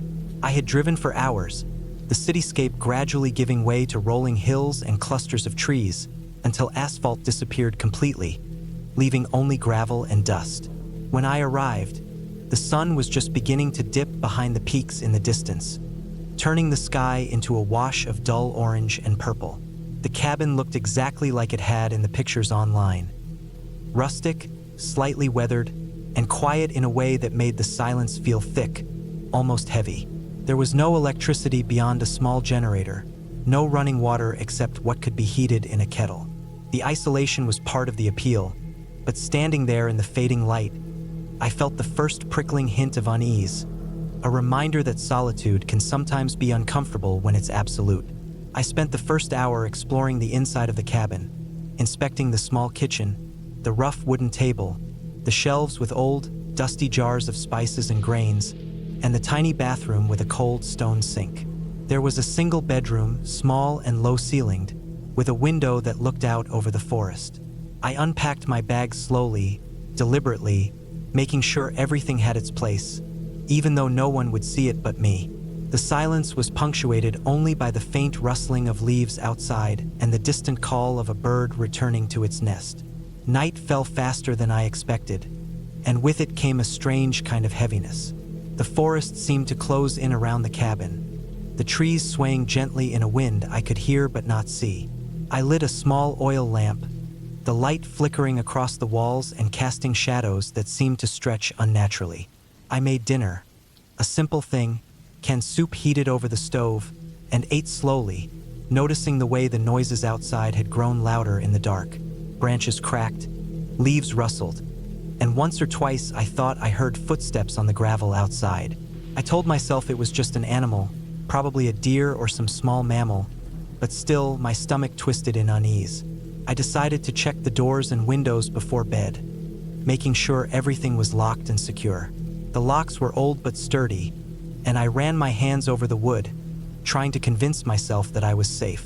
That night, I slept fitfully, waking more than once at the sound of something brushing against the cabin walls. Each time I opened my eyes, there was nothing there, just the trees swaying outside. By the time dawn arrived, pale and gray through the fog that had crept into the valley, I was exhausted but somewhat reassured by the light. The next day, I decided to explore the forest nearby. The trees were dense, the ground soft with moss and pine needles. I followed a small creek that meandered through the trees, enjoying the quiet, the rhythm of the water, the occasional bird that took flight at my approach. Hours passed and I realized I had gone farther than I intended. The forest was unfamiliar now, the landmarks I had noted earlier disappearing, replaced by trees that all looked the same, moss-covered rocks, and the occasional fallen log. I turned back, but the path I thought I had followed seemed to have vanished entirely. I began to feel a creeping anxiety. The forest was too quiet now, the occasional noises replaced by a kind of blank stillness. My phone had no signal, of course, and the cabin seemed impossibly far away. I tried retracing my steps, but the landscape seemed to shift subtly, as though I had never walked there at all. My pace quickened, heart thudding, the daylight starting to fade, and I realized that if I didn't find my way back soon, I could be caught in the forest after dark. Then I heard it, a snapping sound, sharp and deliberate, from behind a line of trees. I froze, listening. Another snap. Someone or something was moving through the forest, and it wasn't following the natural rhythm of the animals. My mind raced through the possibilities. Could it be another hiker? A hunter?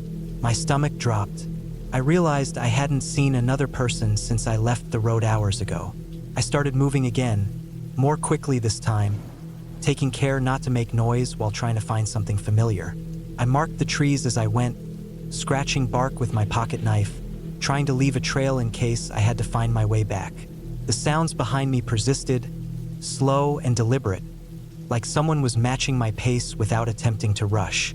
Panic began to set in. I thought about the cabin, the locks, the oil lamp still burning inside, and a fierce need to get back there gripped me. Night fell fully before I spotted the outline of the cabin in the distance. Relief surged through me, and I ran, the underbrush snapping under my feet. The sound behind me grew louder too, faster now. I stumbled over roots, scraped my arms on branches, and finally burst through the last line of trees onto the cabin's small clearing. The door was still locked, but I fumbled with the keys, hands shaking violently, the sound behind me growing closer with each second. I managed to open the door, slam it shut, and lock it behind me. Inside, I collapsed against the wall, breathing hard, listening. Outside, the sound of movement continued for a while, then gradually faded. I didn't know if it had been a person, an animal, or something else entirely, but the fear lingered.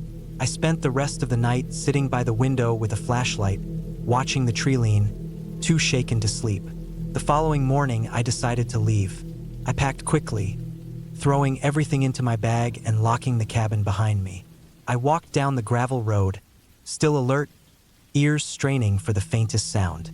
When I finally reached the highway, a few cars passed by, their normalcy a stark contrast to the tense, suffocating quiet of the forest. I stopped one to ask for directions and made my way back to town. I never went back to that cabin. The memory of the snapping, the silent pursuit, stayed with me. It wasn't supernatural, it wasn't a ghost story. It was the very real possibility that someone or something could be watching in a place where isolation magnifies danger. That thought, more than anything else, made me understand why solitude can be both beautiful and terrifying. Eventually, I found a safer way to enjoy the mountains, staying in populated lodges and keeping in touch with other hikers. I didn't need the cabin to escape the city anymore. The lesson had been clear enough. Nature, isolation, and silence are powerful, but they can also be unpredictable and, at times, frighteningly real. I realized that fear isn't always about what we imagine. Sometimes it's about the unknown, the uncontrolled, and the fact that a place that seems peaceful and perfect can hide hazards that are entirely human, or at least human adjacent, in nature. I never forgot that night, but I also learned to respect the quiet, to approach solitude cautiously, and to value the sound of other people, even in their mundane company.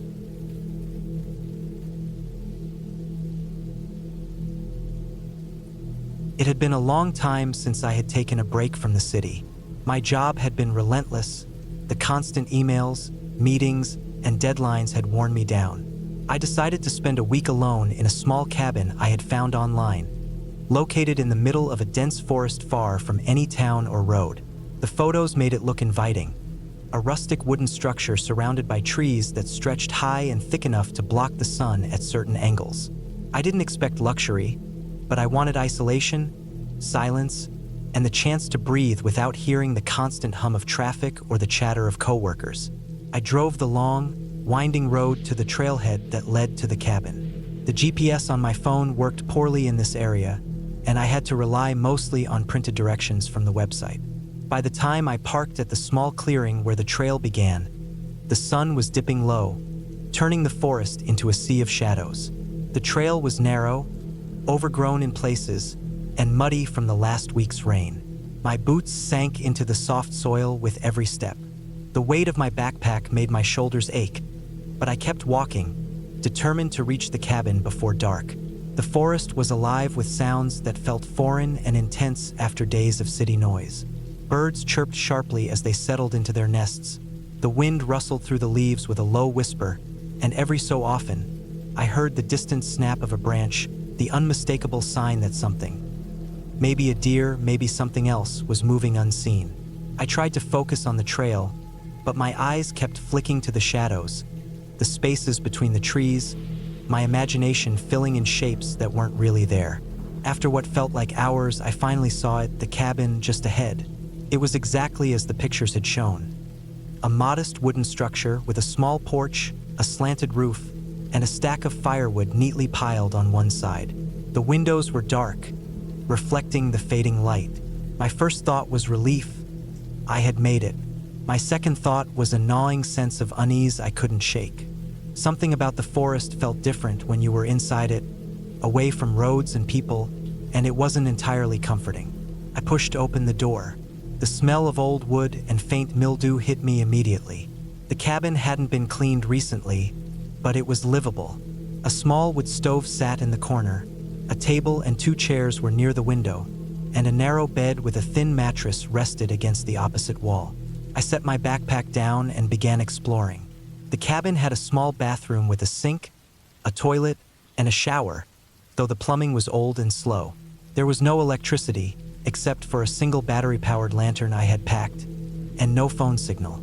My first instinct was to feel a little panicked, but I reminded myself that this was what I had come for. Isolation. The sun was almost gone, and the forest had taken on a darker, heavier quality. Shadows pooled around the cabin, the trees looking like they were pressing closer. I gathered some firewood from the pile outside, stacked it neatly, and managed to get the stove going. The light and warmth helped ease my tension slightly. Sitting at the table, I ate the small dinner I had brought. Canned beans, bread, and a few pieces of fruit. After dinner, I decided to explore the area immediately surrounding the cabin. I needed to know what I was dealing with before night fully settled in. The ground was uneven, roots sticking out like obstacles, and the air was damp and cold. I saw animal tracks in the mud, deer probably, but something about some of them looked larger, heavier. I shook my head, telling myself I was imagining things. I walked around the cabin's perimeter once, taking in the forest, noting landmarks, and returned to the warmth of the fire. Night came fully. The forest sounds intensified in the darkness. Every small rustle of leaves, every distant thump made me tense. I tried to keep my mind calm, reminding myself that the cabin was secure, the door locked, and the walls solid. I read a few pages of a book I had brought, but sleep did not come easily. Around 2 in the morning, I was startled awake by a sound outside. At first, I thought it was an animal, a branch breaking under weight, but then I realized it was different. The sound was deliberate, heavy, and moving slowly around the cabin. My stomach dropped, my hands shook, and I realized that, for the first time since I had arrived, I felt genuinely vulnerable. I grabbed the small hatchet I kept near the bed for firewood and crept to the window. Peering out into the shadows, I saw nothing, but the sound continued. Footsteps circling, sometimes far, sometimes close, always deliberate. I stayed still, trying to listen and figure out what was going on. My mind raced through every possible explanation. Animals? Maybe, but the rhythm of the steps didn't match anything I knew. Humans? It was possible someone had stumbled onto the cabin, but the location was so remote that seemed unlikely. Still, I had no other explanation. I decided to barricade the door. I moved the table in front of it and stacked extra firewood against it. Then I sat on the bed, hatchet in hand, and waited, straining to hear any movement. Hours passed like this. Sometimes the sounds stopped, only to start again a few minutes later. At one point, I thought I saw a shadow move past the window, but it could have been a trick of the moonlight. I realized I hadn't eaten all day except for the small dinner, and my mouth felt dry, but I couldn't risk opening the door. By morning, the sounds had stopped. I was exhausted, my muscles cramped, my nerves raw. I waited for daylight to explore further. Once the sun rose, the forest looked less threatening, more like the landscape it had been during my hike in. I cautiously left the cabin, examining the perimeter. The ground was marked with footprints, large, heavy, and human-shaped. Whoever had been outside had walked around the cabin multiple times. I felt a cold shiver run through me. I knew I couldn't stay. The cabin, which had seemed like a refuge, now felt like a trap. I packed quickly, double-checking the locks and making sure I had everything. I followed the trail back toward the clearing, my eyes constantly scanning the shadows. The forest seemed quieter during the day, less threatening, but the memory of the previous night made me hyper-aware. Every rustle of leaves, every bird call, made me jump. After nearly 2 hours, I reached my car. I checked the surrounding area, seeing no sign of anyone else. My hands shook as I drove away, keeping a careful eye on the rearview mirror, half expecting to see someone following. The relief when I finally reached the paved road was immense. I stopped several times to regain composure, taking deep breaths, feeling my pulse slow. A week later, I reflected on the experience. The fear I had felt in the cabin was unlike anything I had experienced before. The isolation, the lack of contact, the sense of being watched. It had been terrifying, but I also realized it had taught me a lot about myself. I had been forced to face the unknown, to endure discomfort and fear, and to make careful, deliberate decisions under pressure. The experience left me more cautious, more aware, but also more appreciative of safety and company. I never returned to that cabin. I researched it online afterward, looking for any mention of incidents or break-ins, but there was nothing. It was just a small, secluded cabin in the woods, with a history as blank as its walls. Sometimes I think about it, about the footprints, the footsteps that circled me, the long hours of waiting in fear, and I realize that even without ghosts or fairy tales, the real world can be terrifying in its own quiet, methodical way. And I'm grateful I made it out, that the week in the cabin ended not in tragedy, but in relief, awareness, and a clearer understanding of my own limits.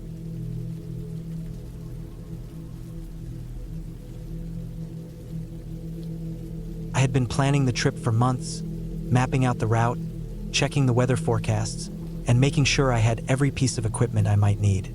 The cabin I rented was far from the nearest town, isolated deep in a dense forest. The owner had warned me that the road leading to it was unpaved and often overgrown, but I had grown up in the countryside and I thought I could handle it. I wanted a week away from the city, from people, from noise, a week to sit in silence and think. I didn't expect it to turn into something I would never forget. The drive itself was long and tiring. The last few miles, the trees grew thick on both sides of the dirt road, their branches stretching across like hands. The car bounced and rattled over hidden rocks, and I had to stop a few times to clear fallen branches. By the time I saw the cabin, the sun was low, bleeding orange through the canopy. It was a small wooden structure, aged, but solid. There was a porch with a couple of rocking chairs that had seen better days, and the windows reflected the fading light like dull mirrors. The air smelled of wet earth and pine needles, sharp and clean. I unloaded my bags carefully, trying not to make too much noise. There was no cell phone signal, no other houses visible, just endless trees and a dirt path curling back the way I had come. Inside, the cabin smelled faintly of old wood, dust, and something like damp fabric. The floorboards creaked under my weight. The furniture was basic: a small table, a couple of chairs, a bed, a fireplace, and a tiny kitchen area. There was a woodpile outside, and I stacked a few logs near the fireplace. The cabin had electricity, but it was intermittent. I would learn that soon enough. The first night passed uneventfully. I ate a simple meal, read by the light of a battery lamp, and went to bed early. I slept fitfully, though waking at odd times to the sounds outside. At first, it was just the wind moving through the trees, branches scratching against each other. But then I started hearing something else. Soft thumps, like footsteps on the forest floor, far away at first, then closer. I tried to dismiss it as animals, maybe deer, raccoons, or something larger, but my stomach twisted into knots every time I thought about it. I didn't see anything through the window, just dark shapes and shifting shadows. The next morning, I decided to explore the immediate area. The forest around the cabin was dense and uneven. The ground was littered with leaves, broken branches, and moss-covered rocks. I found a small stream a few hundred feet away, its water clear and cold. I filled my bottle and splashed some on my face. I thought about hiking further, but I reminded myself that I had come for quiet, not adventure.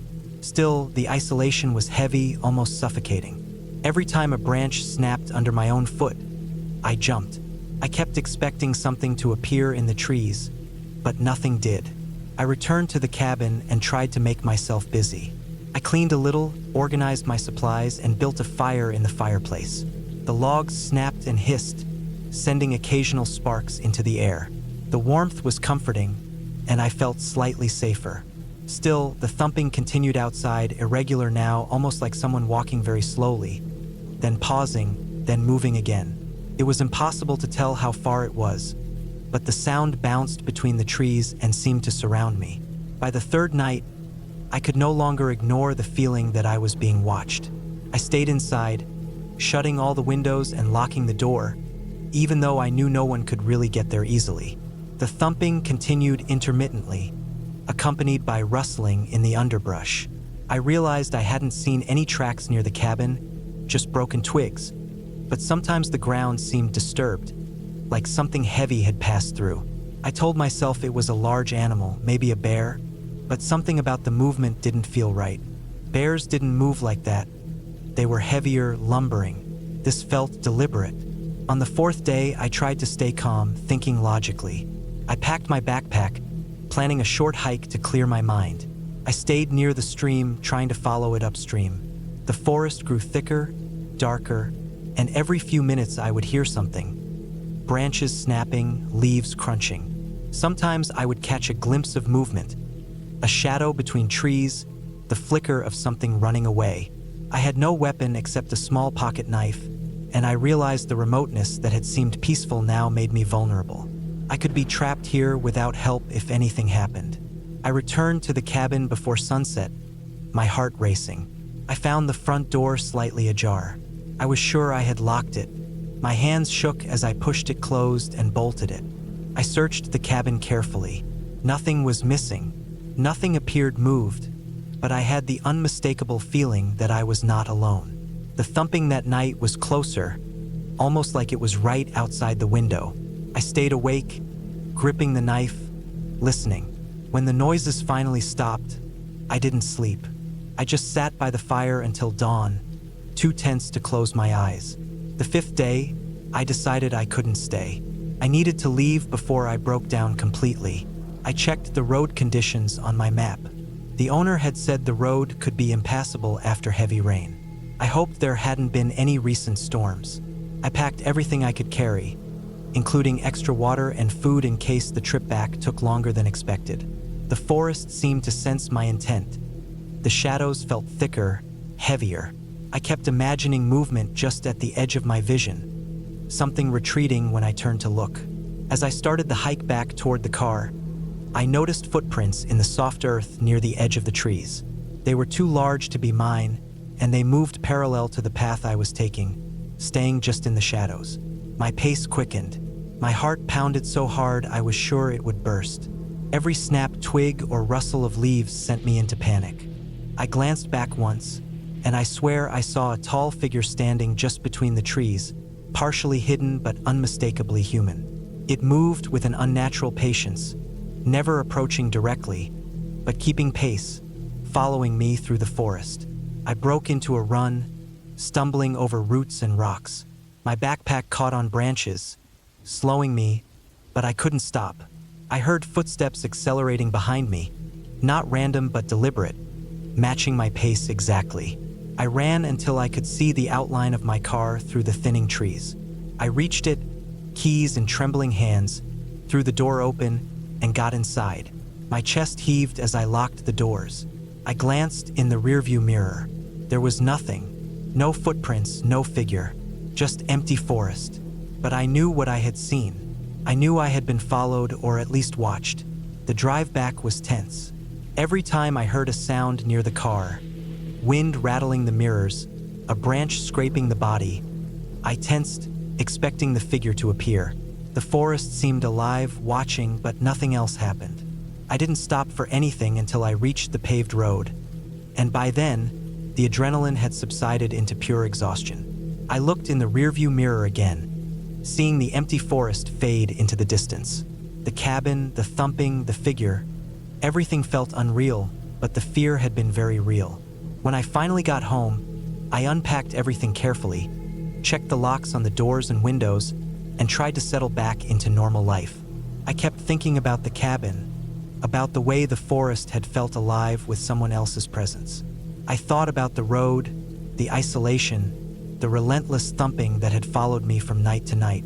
I realized how quickly peace could turn into fear when you are completely alone in the wilderness.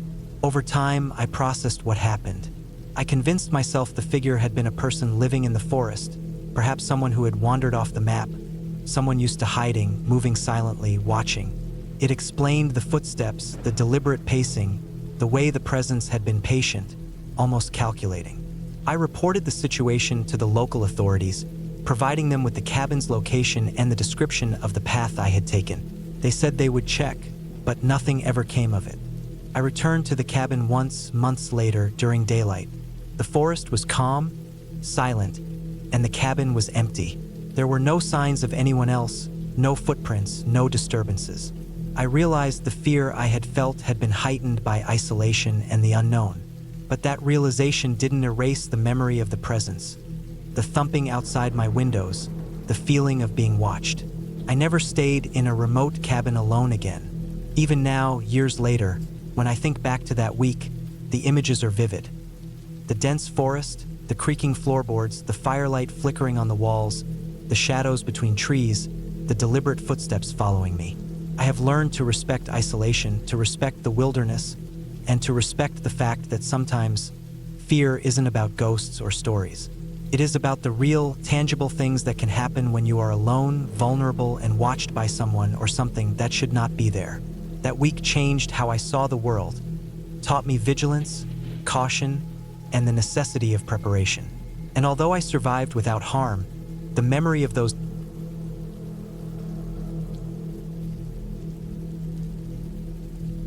I had been planning this trip for months, ever since I found the small cabin listed online. It was in a remote part of the mountains, far away from roads and towns, a place where the nearest neighbor was nearly 2 miles away, and cell service was patchy at best. I wanted solitude, a break from the constant pressure of work and life in the city. At first, it was exhilarating. The thought of being completely alone in the woods, surrounded by pine trees and the endless stretch of mountains, breathing the sharp, clean air and listening to nothing but wind and birds. I packed my bags carefully, making sure I had all the essentials. Food for several days, a first aid kit, warm clothing, batteries, candles, matches, a flashlight, and a small camping stove. I left my laptop and phone mostly unused. I wanted this trip to be a disconnection from the world, a test of self-reliance. The drive up was long, more tiring than I had expected. The road turned from paved to gravel, then to dirt, narrow and winding around steep cliffs with drop-offs on one side.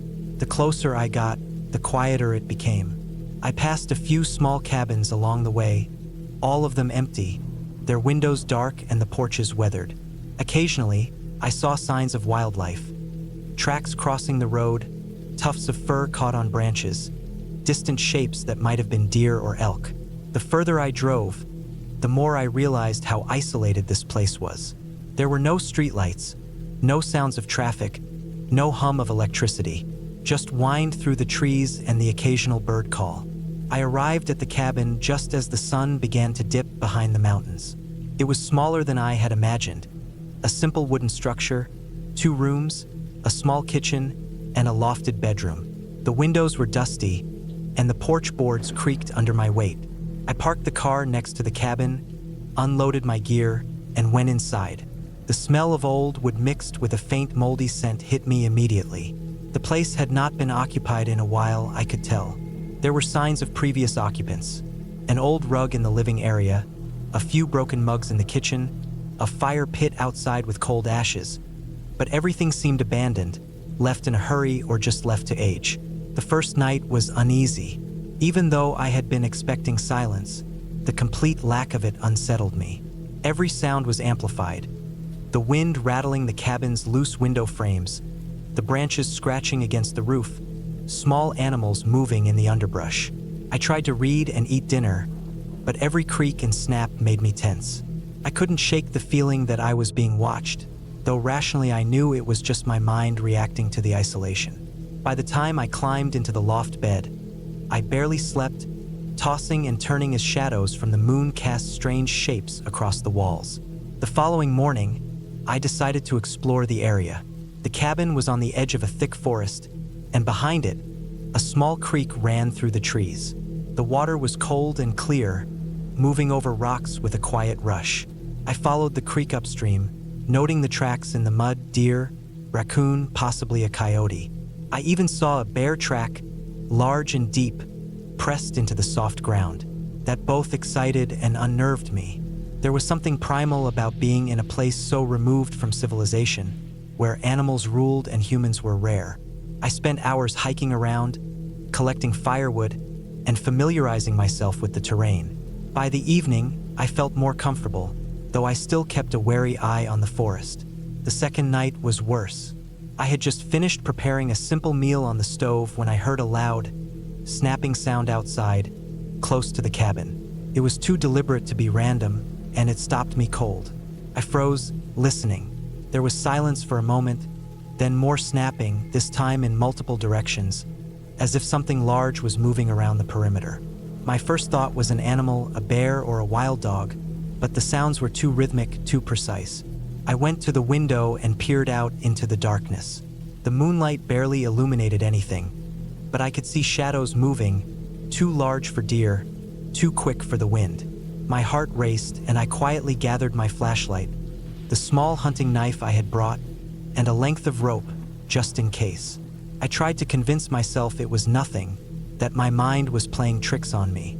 I checked the cabin doors and windows, making sure everything was secure. But the noises continued, now punctuated by a low growl, distant at first, then closer. I stayed in the loft, listening as the sounds circled the cabin, coming closer and then moving away. I kept imagining someone watching from the trees, waiting, testing me. Sleep was impossible. The night stretched endlessly, each sound magnified, each shadow growing more menacing. I couldn't see anything clearly, but I knew something was out there, something large and deliberate. The next morning, I decided I needed to leave the cabin. I packed quickly, my hands shaking, and got into the car. But as I started the engine and looked down the dirt road, I realized it wasn't safe yet. Something had been around the cabin overnight. Tire tracks were pressed into the soft mud, fresh and deep, matching the width of my car, but not mine. I didn't know who had been there or why, but it wasn't just wildlife. My mind raced through possibilities. Hunters, poachers, someone living illegally in the woods, maybe even someone dangerous who had been observing the cabin for weeks. I decided I had to move, but cautiously. I drove slowly down the winding road, eyes scanning the trees. Every so often, I saw movement just at the edge of my vision. A branch snapped, a shadow shifted, a figure darted between the trees. I tried to stay calm, telling myself it was an animal, but the tracks, the deliberate noises, and the way things moved didn't feel natural. By mid-afternoon, I reached a clearing with cell service. I called the local sheriff's department, explained my situation as calmly as possible, and requested someone to check the cabin. They said they would send a unit, though response times were slow in the area. I stayed put in the clearing, eating a cold sandwich and keeping the car ready to move at a moment's notice. Hours passed before the deputy arrived. He was a tall man with a no-nonsense demeanor, clearly used to dealing with rural incidents. He followed me back to the cabin, inspecting the surroundings. He noted the tracks around the cabin, the broken branches, and the signs that someone had indeed been moving around the property. The cabin itself showed no signs of forced entry, but he explained that people in the area sometimes watched or waited near remote cabins, preying on hikers or trespassers. I felt a chill as he talked, realizing how vulnerable I had been. The deputy stayed with me for a while, checking the perimeter and helping me pack any belongings I still had inside. Eventually, I left the cabin for good, driving down the mountain slowly, constantly scanning the forest. The deputy followed me part of the way, just in case, and once we reached the paved road, I finally felt a sense of relief. I realized how dangerous the isolation had been, how little I had truly known about the risks of being alone in such a remote area. The incident left me shaken, but also strangely aware of my own resilience. I had survived, had stayed calm when fear threatened to take over, and had made careful, deliberate choices that kept me safe. Back in town, I reflected on the experience. I still loved the mountains, the quiet, and the escape from daily life, but I also understood that solitude in the wilderness carried real risks. I made a promise to myself to be more prepared, more aware, and more cautious. I returned home with a deeper respect for nature, for isolation, and for the people who lived in remote areas and understood the dangers that lurked beyond the treeline. In the end, the cabin remained empty and silent, but I had survived with every lesson burned into memory. I never returned, but I carried the experience with me. The fear, the tension, the small victories, and the awareness of just how real danger could be when you are truly alone. The mountains were still beautiful, still compelling, but I knew I would never take that kind of solitude for granted again.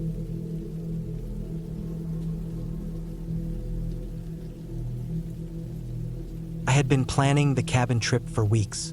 I told myself I needed time away from everything, away from the noise of the city, away from work, away from all the constant pulling and dragging that came with daily life.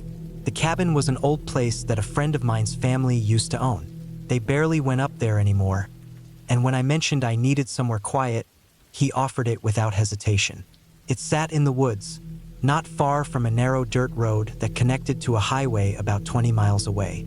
It wasn't completely remote, but it was enough out of the way that once you were inside and the door was shut, you could feel like the rest of the world didn't exist. That was exactly what I thought I wanted. When I arrived, it was late afternoon. The sky had the dull look of late autumn, a heavy gray blanket without any hint of sunlight breaking through. I stepped out of the car, stretched my legs, and listened. The silence was heavier than I expected. No cars, no voices, not even the sound of airplanes in the distance. Just the faint rustle of dry leaves and the creak of tall trees swaying in the cold breeze. The air smelled sharp, like damp bark and rotting leaves. It was the kind of smell that reminded me immediately of hunting trips when I was younger, when the woods seemed endless and unfamiliar. The cabin itself looked tired. The wooden siding had faded into a dull gray, and the roof sagged slightly in the middle. A small chimney poked out, and I could see the faint remains of old soot around the opening. The porch steps bent under my weight, groaning loud enough that I felt uneasy before I even unlocked the door. Inside, it was dusty, with that stale air that builds up when a place stays closed for months at a time. The windows let in a thin gray light, but it only made the corners look darker. The first few hours were quiet. I carried my bags in, unpacked some food I brought, and checked around the place. There was one main room with a stone fireplace, a small kitchen area, and a narrow hallway leading to 2 bedrooms. One of the rooms had a single bed with a thin mattress. The other looked like it hadn't been used in years, just storage with old chairs stacked against the wall. The floor creaked in long, dragging groans with every step. I tried to settle in, telling myself I would use the time to read, write, maybe hike during the day. I made myself something simple to eat and sat by the fireplace, though I didn't start a fire yet. My phone had no signal, but I expected that. The friend who lent me the cabin told me it was normal and that I could drive a few miles toward the highway if I needed to get service. At first, I didn't mind. That was part of why I came. No interruptions. But as the daylight faded, the silence changed. The stillness felt less like peace and more like something pressing in on me. Every creak of the wood, every faint tap of a branch against the siding, echoed through the rooms. Around dusk, I went out to get firewood from the small pile stacked against the side of the cabin. The air had dropped colder, and a thin mist began to creep low through the trees. The woods were thick, the trees close together, their bare branches scratching against one another. It was the kind of place where you could look only a few dozen feet before everything turned into a blur of gray and black. I carried the logs inside and lit a fire. The crackle and warmth helped a little. I sat close, staring at the flames, trying not to notice how quickly the light outside drained away. Darkness came fast, swallowing the trees, leaving only the dim glow of the cabin windows. I closed the curtains, but that didn't help much. The curtains were thin, and the thought of not being able to see outside while anything could look in made me restless. As night deepened, I tried to read. My eyes kept flicking up at the windows, at the door, at the corners where the firelight didn't reach. The silence wasn't just heavy anymore. It was broken in little ways. A crunch of leaves outside, a snap of a branch, a dull thud, like something hitting the ground. Each sound made me stop and listen, straining until my ears hurt. I told myself it was deer, maybe raccoons, the usual animals moving through the woods. But the sounds didn't always match. They weren't scattered or random. Sometimes they came in slow steps, one after another, like weight pressing down. When I finally tried to sleep, I lay in the single bed, staring at the ceiling. The mattress was thin, the sheets smelled musty, and the walls seemed too close. The cabin groaned with every gust of wind, but beneath that, I thought I heard something else. A faint drag, like something brushing against the porch. Then silence again. My heart thumped hard, my body tense under the blanket. I stayed awake for hours, listening. When I finally drifted into a light sleep, it was broken by sudden snapping sounds outside the window, sharp enough to make me sit up. But when I held still and listened, nothing followed. The next morning, the woods looked different in daylight. Calm, harmless, quiet again. I stepped outside to breathe in the cold air, trying to shake off the unease of the night. I circled the cabin slowly, looking at the ground. At first, I told myself I was just curious, but the truth was I wanted to see if something had been out there. The leaves were disturbed in spots, but that was normal. What bothered me was the porch. The thin layer of frost that had settled overnight was smeared in patches, as if something had stepped there and dragged across it. I tried to ignore it, I told myself maybe it was me, maybe it was just the wood expanding. I spent the day walking through the woods, sticking close to paths I could follow back. The forest stretched quiet in all directions. I found deer tracks, saw a hawk overhead, heard the faint trickle of a stream deeper in. But no people, not a single voice or distant hum of life. By afternoon, I was back at the cabin, already dreading the night. That second evening, I built the fire earlier. The warmth didn't comfort me this time. My eyes kept pulling to the windows. The same pattern started again. First the silence, then the faint sounds outside. This time I swore I heard steady steps in the leaves. Slow, careful, not the random scattering of an animal. I froze by the fire, staring at the door, waiting. The steps stopped. Then, after minutes of silence, something brushed the siding, a long, dragging scrape. I didn't sleep that night. I lay in the bed, staring at the faint glow of the dying fire through the open doorway, listening to sounds outside that came and went in irregular bursts. At one point, the porch creaked, the exact same sound it made when I first stepped on it. I lay completely still, not breathing, waiting. The weight shifted, then the sound faded. It was hours before I heard the first birds signaling dawn. By the third day, my nerves were raw. I thought about packing up and leaving, but part of me felt stubborn. I didn't want to admit I was scared off by sounds I couldn't explain. Still, I spent the day uneasy, glancing out the windows, checking the door latch again and again. That night was worse. Around midnight, something knocked. Not loud, not banging, but a firm knock against the back wall. 3 times, spaced out. My chest tightened, every muscle locking up. I waited, gripping the blanket, ears straining. 10 minutes later, the knock came again, this time on the side wall. Another 10 minutes at the porch. Not heavy, just enough to be deliberate. I barely slept.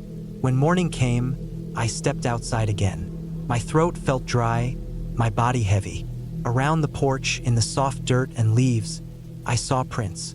They weren't boots, not shoes, not anything I could easily name. They looked like bare feet, but larger, wider, with a dragging line trailing behind, like weight was being pulled.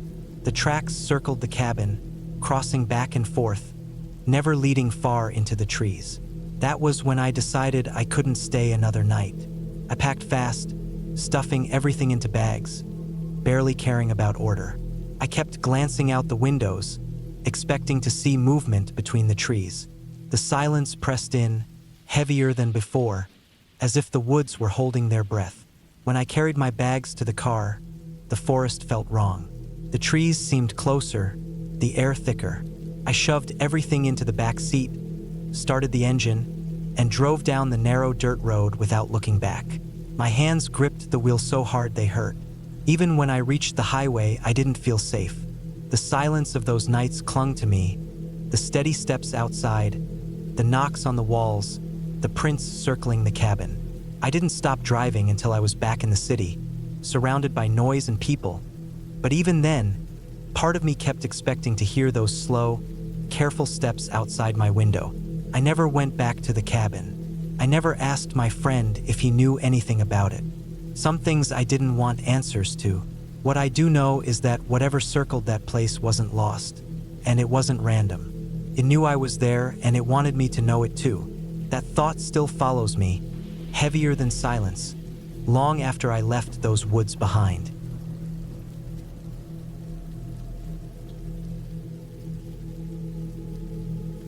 I drove up to the cabin late in the afternoon, and by the time I parked my car near the tree line, the sun was already low. The gravel crunched under my tires, and the air felt cooler than it had been back in town. The cabin sat about 100 yards off the dirt road, small and dark against the trees, with a metal roof that caught the last orange light.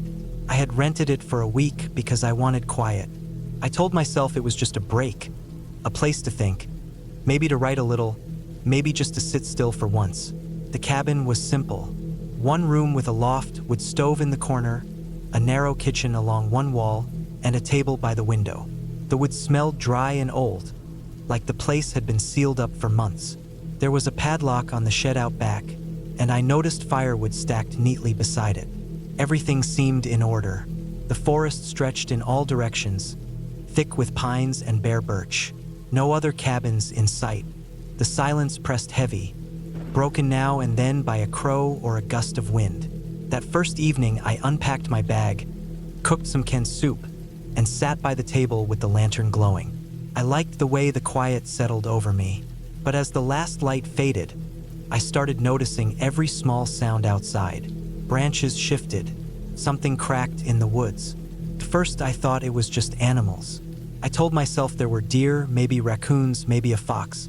Still, I couldn't help pausing to listen. It was the kind of silence where even one step on dry leaves carried far.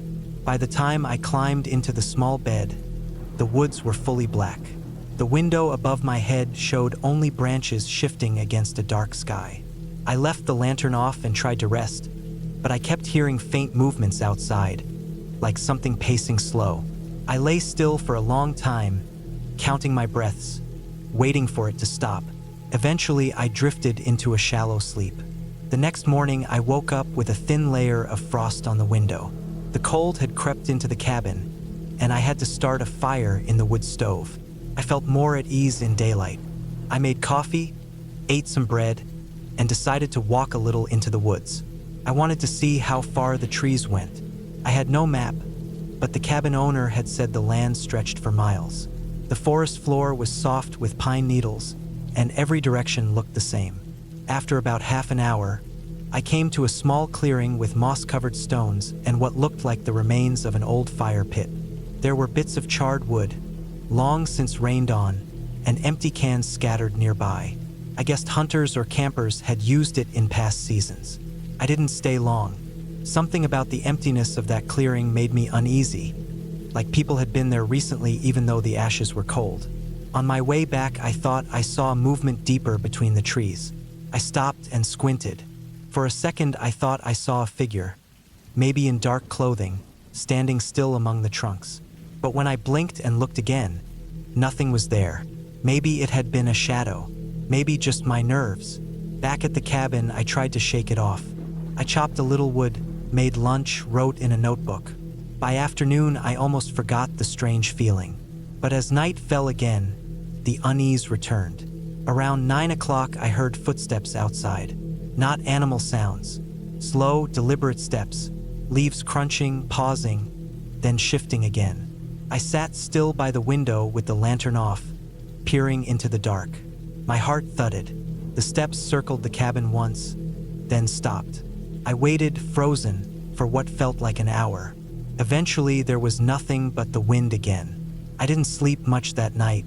The following day, I searched around the cabin. I found faint shoe prints in the soft ground by the sidewall.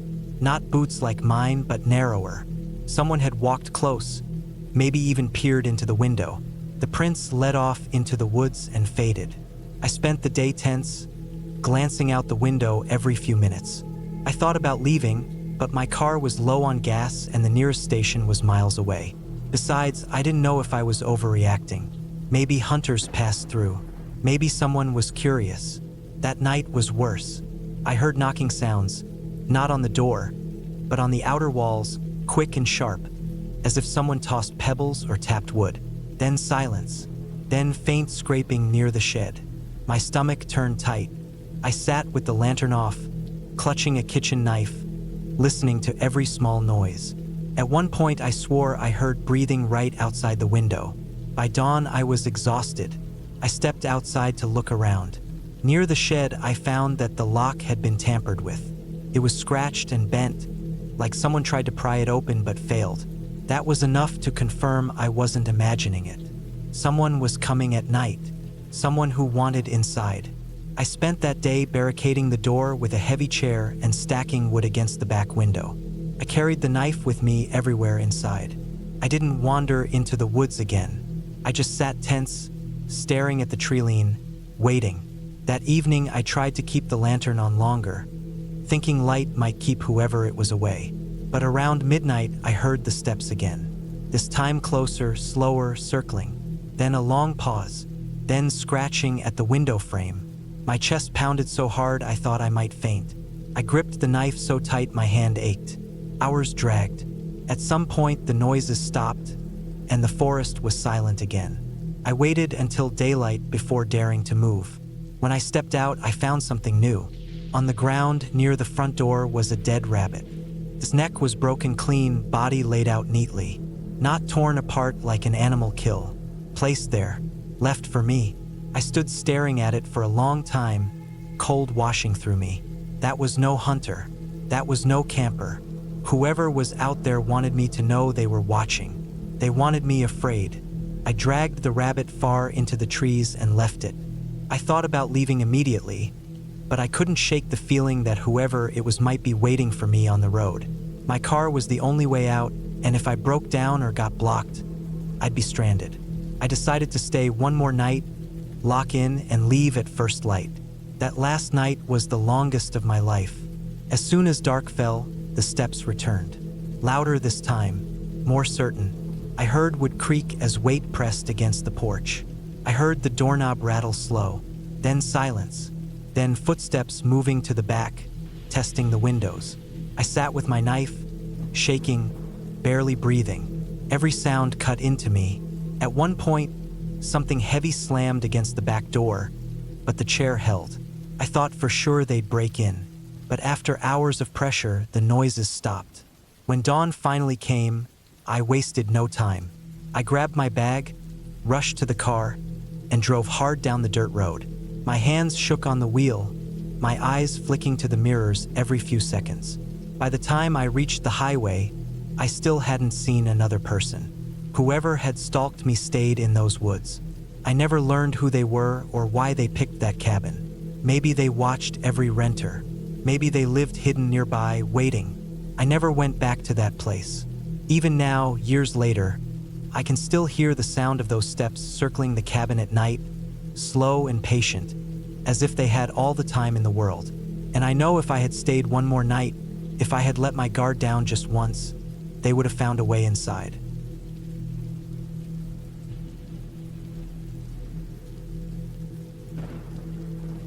I decided to stay alone in the cabin because I wanted to disconnect from everything for a while. The cabin was old, built out of dark wood, sitting in a clearing deep inside the forest. I had borrowed it from a man I knew through work who said I could stay there as long as I wanted. He told me there was no electricity, no running water, and no cell signal, but that didn't bother me. I thought I needed the silence. I brought food, bottled water, a lantern, and some camping gear. I wanted to spend time hiking, reading, and just being away from people. The cabin sat about 2 miles from where I had to leave my car parked along a dirt road. There was a narrow path through the trees that led straight to it. The first day I arrived, I carried my supplies in 2 heavy backpacks and a duffel bag. The cabin itself was one room with a small loft above it. It had a wood stove in the corner, a bed, a table, 2 chairs, and a small shelf with old tools. The windows were small and dusty, but they let in enough light during the day. The first day went smoothly. I unpacked my bags, set up my lantern on the table, and stacked some firewood that had been left behind the cabin. The air was cool, and the forest around me was quiet. I felt comfortable at first. I cooked a can of beans on the stove, ate, and then sat outside until the sun went down. The night was silent, almost too silent, but I told myself that was the point of being there. I wanted silence. That night, I lay down in the bed and listened to the forest. I expected to hear owls or crickets, but the woods seemed unusually quiet. The silence made every little sound inside the cabin seem louder than it was. When the wood creaked or the stove popped, I noticed it more than usual. I reminded myself it was just an old cabin and fell asleep. The next day, I decided to walk farther into the woods and see what was around. I didn't have a map, but I thought as long as I followed the path back, I would be fine. I hiked for about 3 hours, exploring some of the streams and ridges. The forest was thick, the trees tall and close together, and the light seemed to dim as soon as the sun moved behind the clouds. I saw deer tracks, some birds, and once thought I saw a fox dart between the trees. Felt peaceful. But when I turned back toward the cabin, I got an odd feeling. It wasn't that I was lost, because I wasn't. I knew exactly where the path was. It was the feeling of being watched. At first, I brushed it off as paranoia from being alone in such a quiet place. But as I walked back, every so often I thought I heard something behind me. It wasn't footsteps exactly, just a faint shift of leaves, like something moving just out of sight. Each time I stopped, the sound stopped too. When I finally reached the cabin, I looked back down the path but saw nothing. The woods were still. I told myself it was probably an animal moving when I moved. I went inside and tried not to think about it. That night, while I was sitting by the stove, I heard something outside. It was faint at first, just a light crunch in the leaves. I froze and listened. The sound came again, like someone stepping slowly around the cabin. My stomach tightened. It was too heavy for a squirrel or rabbit. I thought maybe it was a deer. I grabbed the lantern and walked to the window, but I couldn't see much in the darkness beyond the glass. The steps stopped as soon as I moved. I stood there for a long time, waiting, but I didn't hear anything else. I didn't sleep much that night. I kept waking up, thinking I heard noises outside, sometimes on one side of the cabin, sometimes the other. Each time I told myself it was an animal. The next morning I decided to check around outside. I walked slowly around the cabin and looked at the ground. The soil was soft in places, and I saw something that made me stop. There were footprints, human footprints. They were faint but clear enough in the dirt near the back of the cabin. They weren't mine because they led right up to the back wall and then away into the woods. They looked fresh. My chest tightened as I stood over them. I tried to think of a reason. Maybe hunters sometimes came through here. Maybe hikers wandered by. But the prints were right against the cabin, like someone had been standing there, maybe even leaning close to the wall. I spent the rest of that day on edge. I didn't go hiking again. I stayed close to the cabin, kept my lantern filled, and stacked some wood inside so I wouldn't have to go out after dark. When night came, I shut the door tight and slid the old wooden bar across it. I sat at the table with my lantern and listened. Around midnight, I heard the sounds again. Soft, deliberate steps in the leaves. This time I didn't move. I kept the lantern low and listened. The steps circled the cabin slowly. They would stop for long moments, then start again. I felt my skin prickle all over. Whoever it was, they were not in a hurry. They were moving with care. I sat there gripping the edge of the table, my throat dry. I thought about calling out, but then remembered I had no signal and shouting might make things worse. After maybe an hour, the sounds faded into the woods. I stayed awake until morning. When the sun came up, I checked again. More footprints. They circled the cabin now, some of them pressed deep into the soil, showing the person had stood still for a while. I couldn't shake the thought of someone staring at the cabin while I was inside. I thought about leaving that day, but my car was still 2 miles away down the narrow path. If someone was watching, I would be out in the open the whole way. I told myself maybe it was just a hunter passing through, curious about the cabin. Maybe they were harmless. The third night was worse. I lay in bed, lantern off, and listened. Around the same time as before, the steps returned. They were slower this time, almost dragging. At one point, I heard the faint sound of the doorknob moving. My heart pounded so hard I thought it might give me away. The bar across the door held, but the knob turned gently once, then again. I stayed frozen in the bed, barely breathing. After a long pause, the sound moved to the window. I heard a light tap on the glass, like a fingernail or a coin. Then silence. Minutes stretched into what felt like hours before I heard the steps moving away. The next morning, I was shaking. I hadn't slept at all. I knew I had to leave. Whoever it was, they weren't just passing through. They were trying to get in. I packed quickly, shoving my gear into my bags. I waited until the sun was high before stepping out. The forest looked calm, almost normal, but I felt eyes on me. I started down the path toward my car, my pack heavy on my shoulders, every step fast and tense. I kept glancing over my shoulder, but the woods were empty. About halfway down the path, I saw something that made me stop cold. On the ground, pressed into the dirt of the trail, were fresh footprints. The same size, the same shape as the ones around the cabin. They were facing the cabin, like someone had been standing there watching the path I had to walk. I forced myself to keep moving. My legs felt heavy, but I pushed on until I reached the end of the trail where my car was parked. When I saw it, My stomach sank.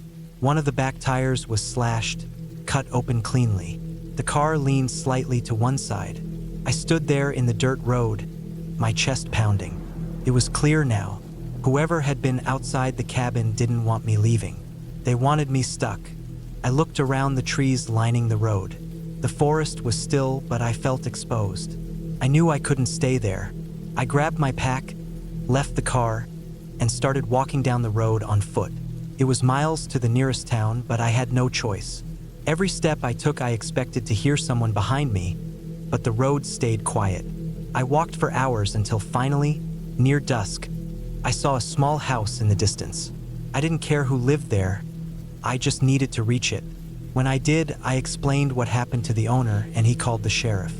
Later, when they checked the cabin, they found more footprints all around it, but nothing else. No sign of who it was or where they had gone. My car was towed, and I never went back to that cabin. I think about it often, though. The way the steps circled, the way the knob turned, the way the tire was cut. Someone had been out there the whole time, waiting, watching. And I know if I had stayed one more night, they might not have stopped at the door.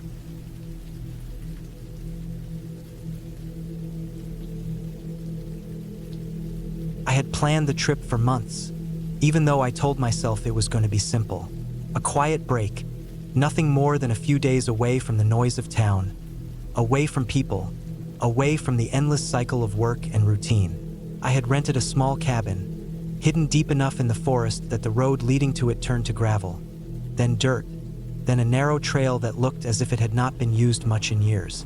The cabin had been listed as basic, with no running water except for a pump outside, no electricity except for a small generator, and no phone reception unless I hiked back up the road to a higher point. That was what I wanted, though, silence and distance. I thought I was ready for it. The day I arrived, the air was already heavy with the smell of pine and damp leaves. The trees stood so thick on both sides of the trail that sunlight barely reached the ground, and the shadows between them looked like they could swallow a person whole.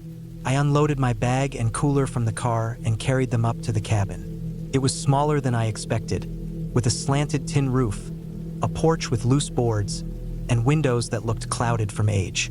Inside, the air smelled of old wood and dust. There was a single room with a narrow bed, a table with 2 chairs, a stove in the corner that looked like it had not been used in years, and a door that led to a tiny bathroom with nothing more than a bucket setup.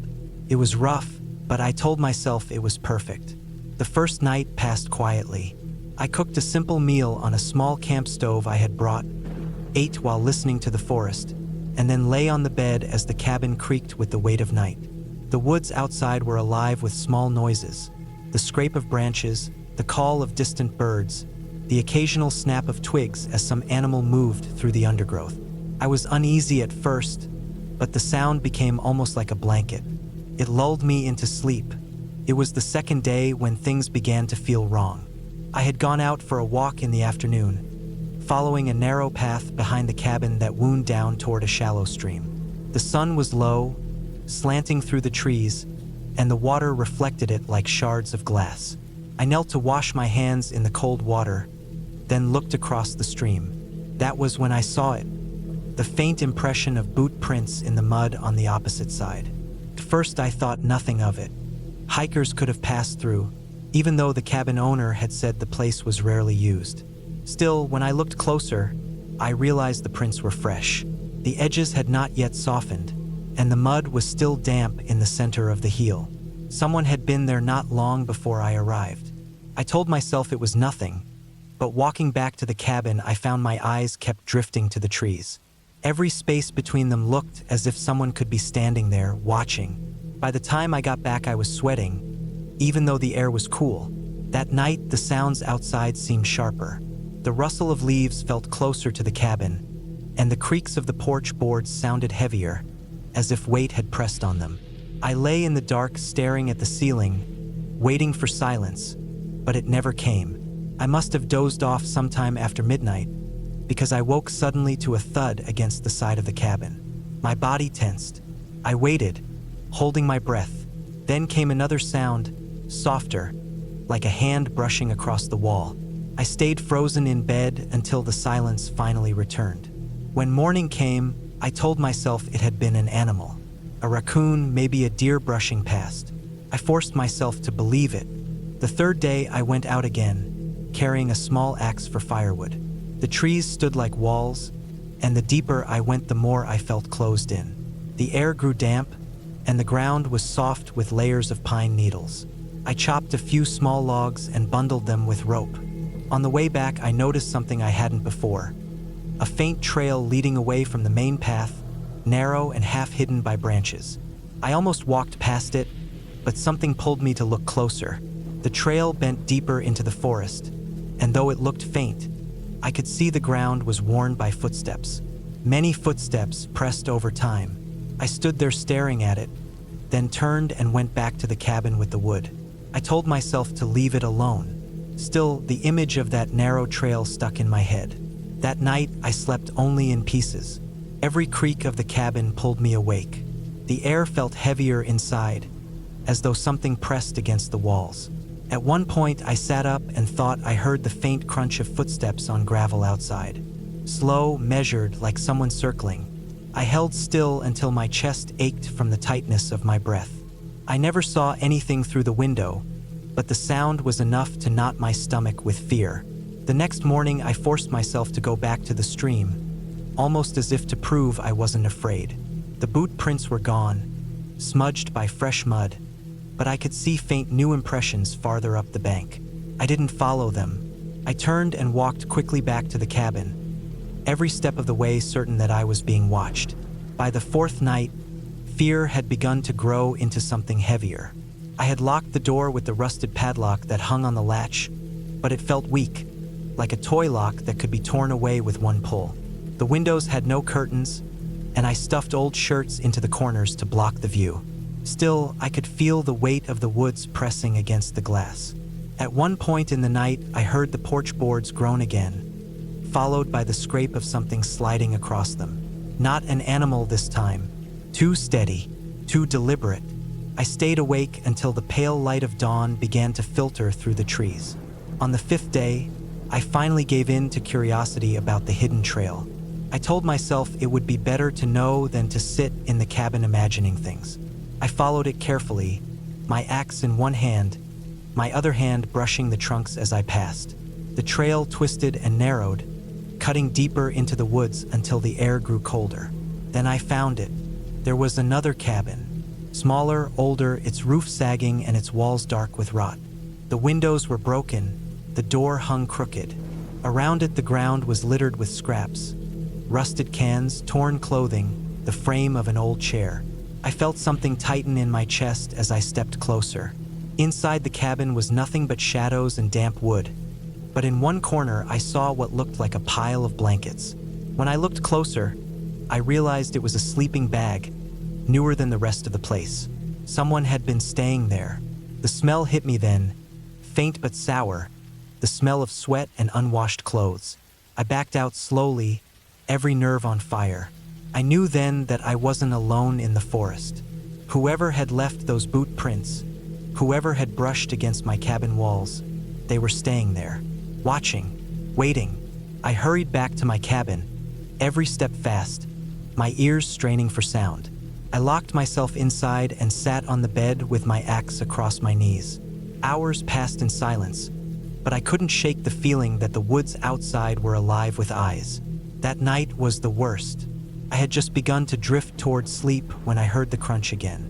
Footsteps, slow, steady, circling the cabin. I sat upright, gripping the axe so tight my hands ached. The footsteps stopped by the porch. Then came the long, slow creak of weight pressing onto the boards. I could hear breathing, faint but there. Someone stood just outside the door.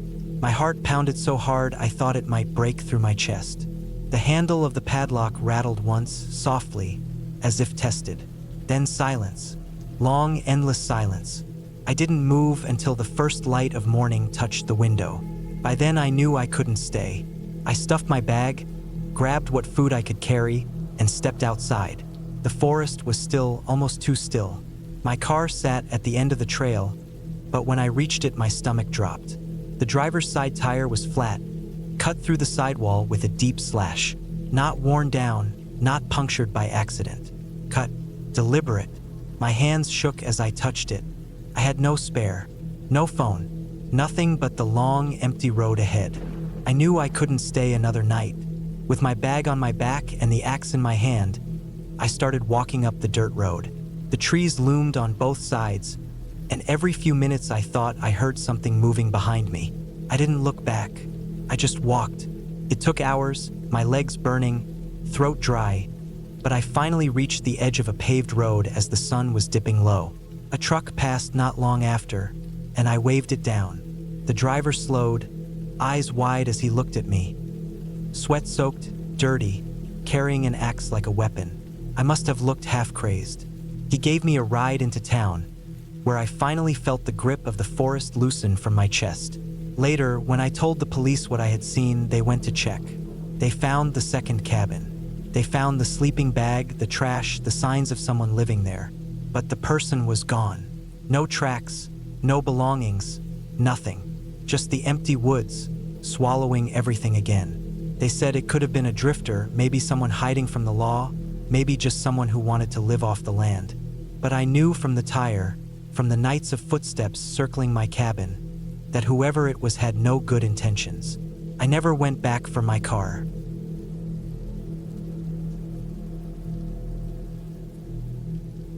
I had been looking forward to spending a few quiet days alone in the mountains.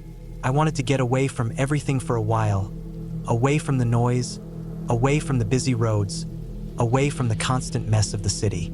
I rented a small wooden cabin deep in the forest, a place that was about 40 minutes from the nearest small town and more than 2 hours from the city I lived in. I had been told the cabin was used mostly during the summer by people who wanted to hike or fish, but since it was early autumn, the place would be empty and quiet. That was exactly what I wanted.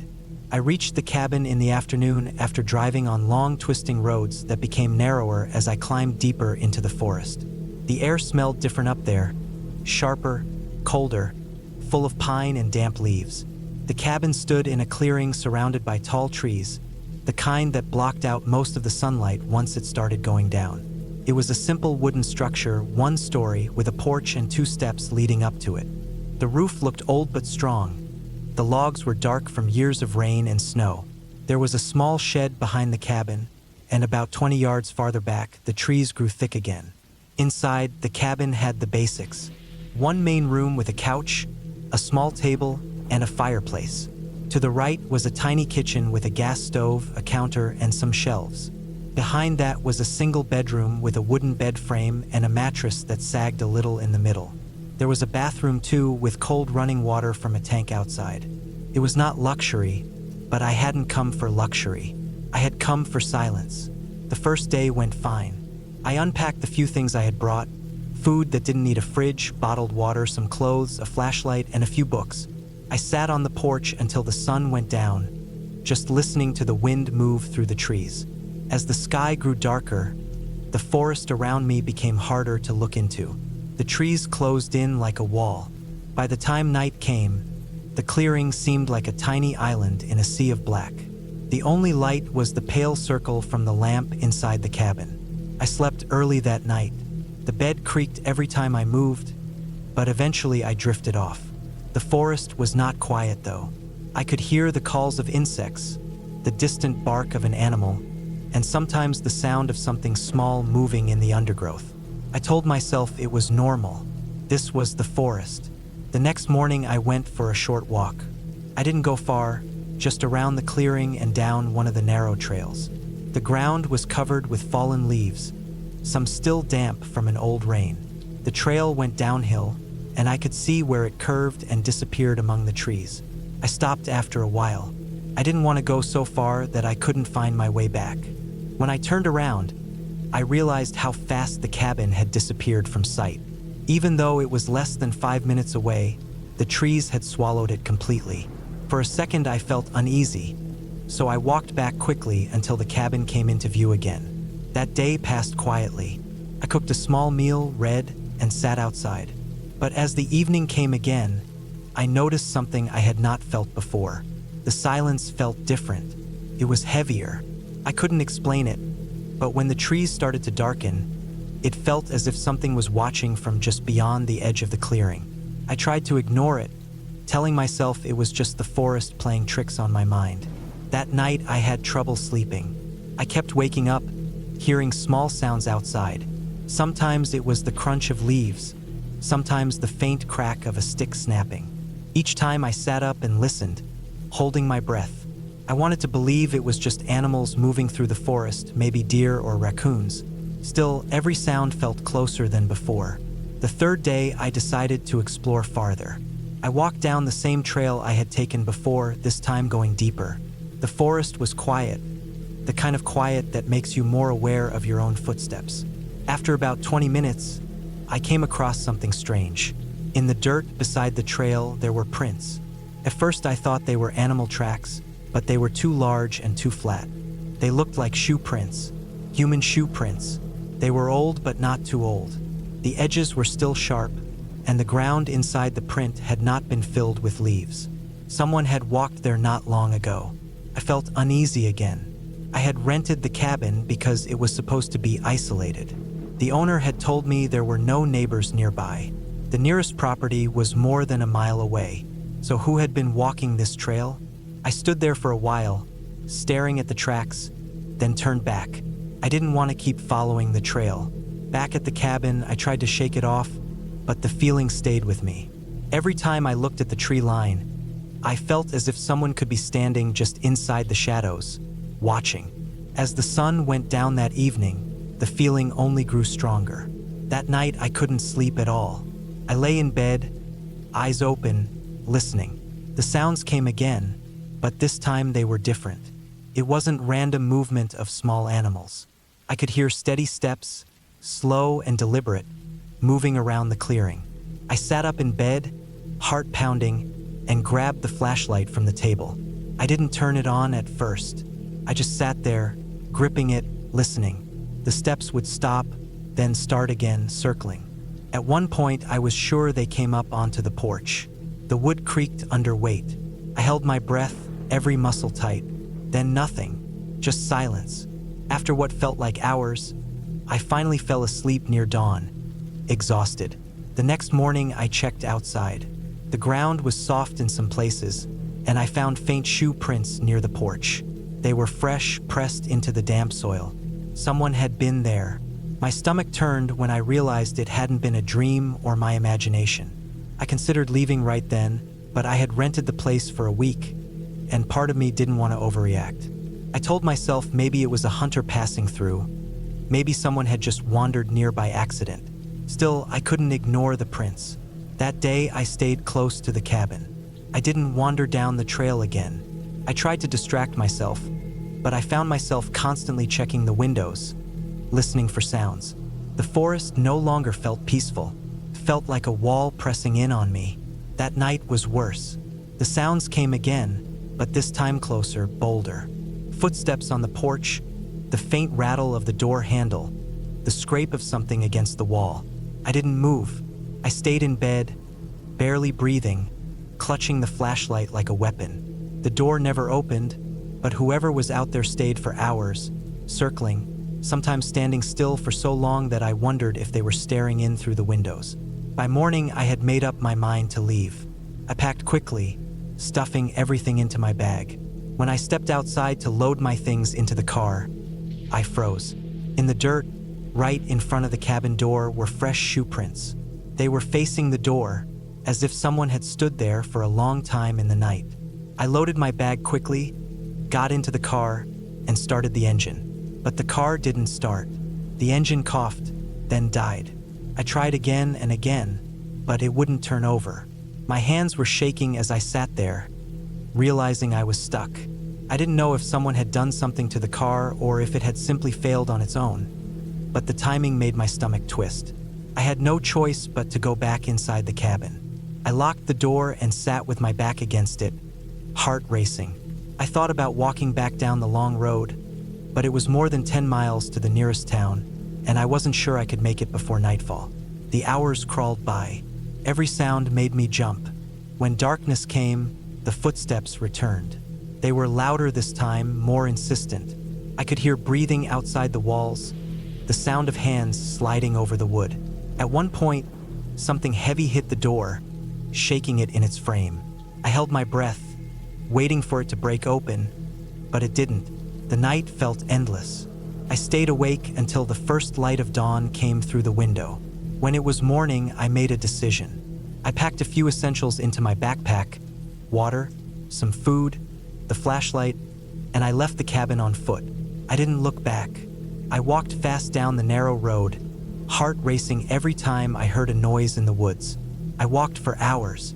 The road twisted and dipped, sometimes disappearing between the trees before appearing again. I kept checking behind me, terrified I would see someone following. Finally, late in the afternoon, I saw the first sign of town.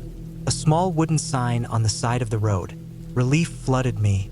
I kept walking until I reached the edge of the town, where a gas station stood. I didn't go back to the cabin. I didn't call the owner to explain. I left it all behind. To this day, I don't know who was out there in the woods at night. I don't know if it was one person or more, if they were just watching me or waiting to do something worse. All I know is that I will never again stay alone in a cabin deep in the forest. The silence that I had wanted so badly had turned into something else, something that pressed against me, something that watched and waited. I had thought I wanted to be alone, but out there, I learned what it really means to feel alone, and it is nothing like peace. It is fear that breeds.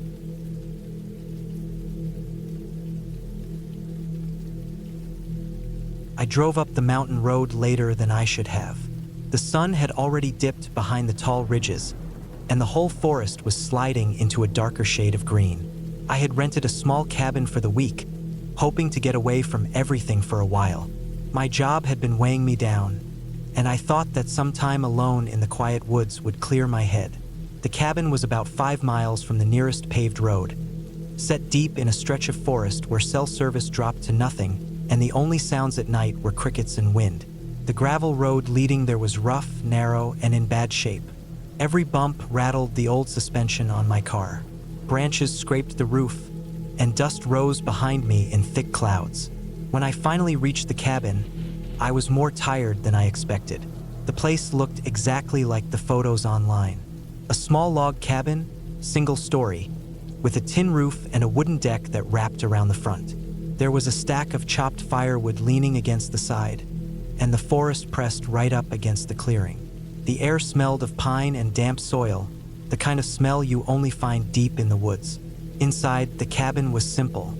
A single main room with a couch, a wood stove, a small table, and a tiny kitchen tucked against the wall.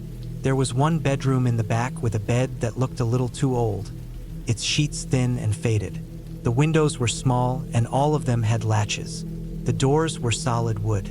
It wasn't luxurious, but it felt private, and that was all I wanted. I unloaded my bags and set them by the bedroom. It was already getting dark, so I moved quickly, lighting a few lamps that ran off a small solar battery. The silence around me was heavy. I wasn't used to it. In the city, even at night, there's always some background noise. Out here, the silence felt absolute, broken only by the creak of the trees in the wind. That first night, I ate a simple meal I had brought with me, canned soup heated on the stove. I sat at the little table, spoon in hand, looking out through the window into the endless blackness between the trees. It felt like sitting inside a bubble of light surrounded by something that could swallow me whole if I stepped too far into it. I went to bed earlier than I thought I would, pulled the thin sheets up to my shoulders, and lay awake listening to the forest. Eventually, I drifted off. The next morning was calm. Sunlight pushed through the cracks in the curtains. I made coffee on the little gas burner and stepped outside to drink it.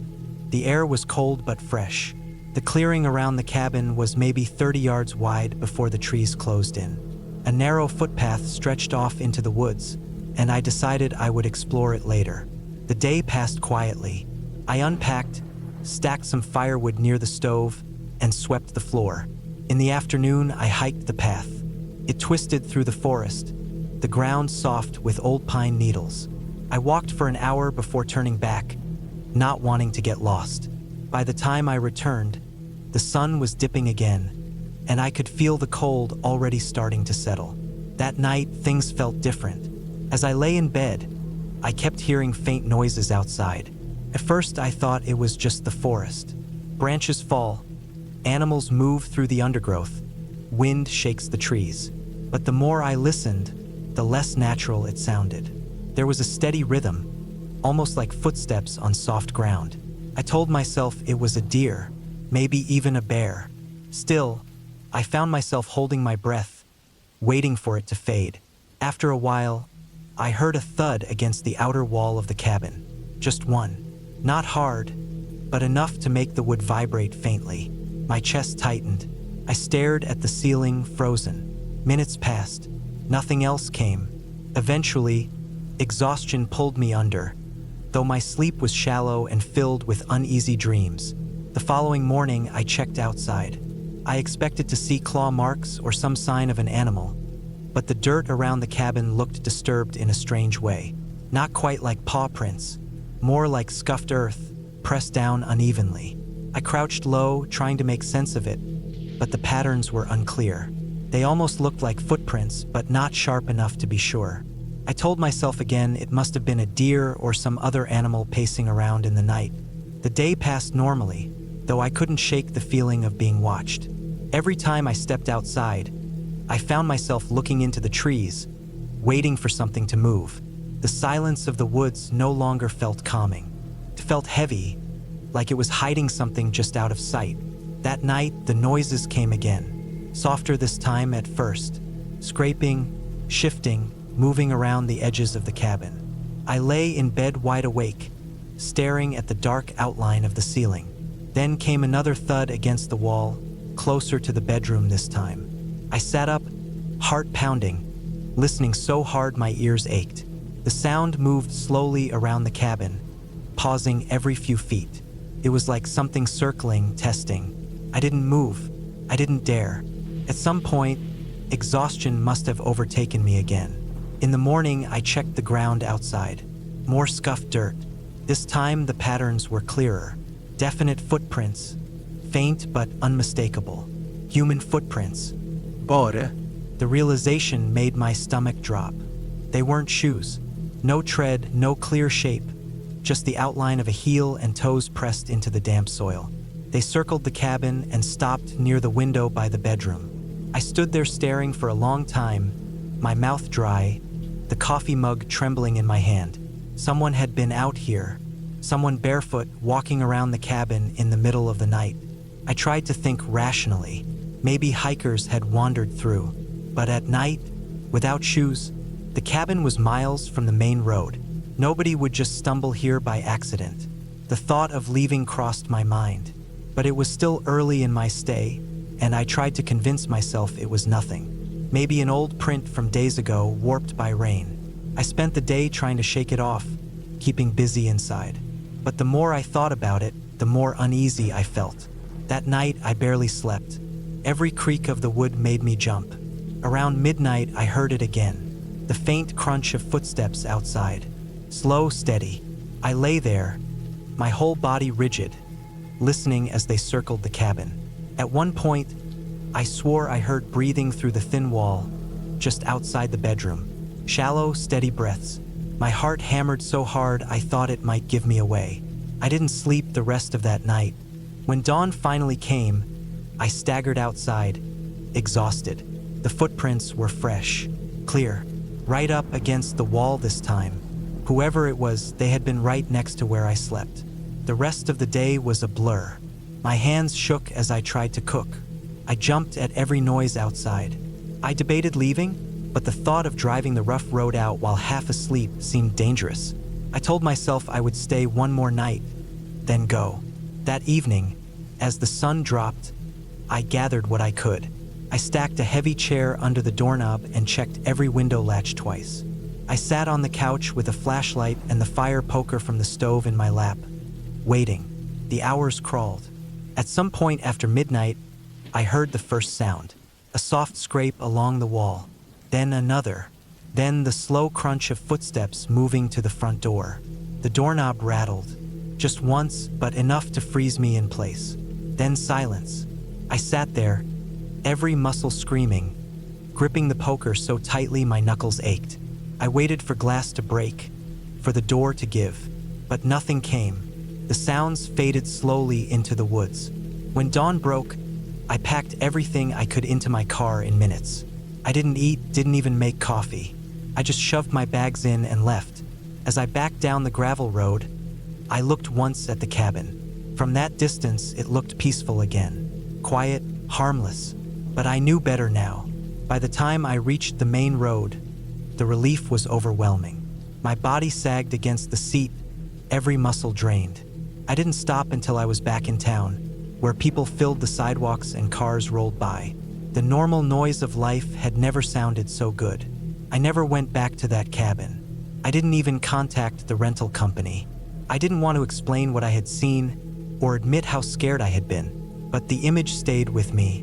Bare footprints circling the cabin, stopping by the bedroom window.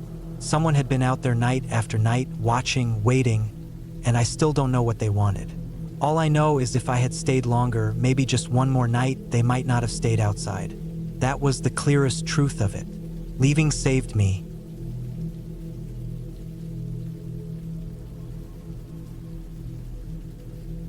I had been planning to spend a week alone in the woods, far away from everything. Life in the city had worn me down to the point where I could barely stand the noise anymore. I wanted silence, nothing but the sound of wind in the trees and the crackle of a fire. That was why I rented a small wooden cabin deep in the forest, the kind of place that was only accessible by a narrow dirt road that wound for miles into nowhere. The man who rented it to me had told me it was quiet, private, and safe. That was all I wanted to hear at the time.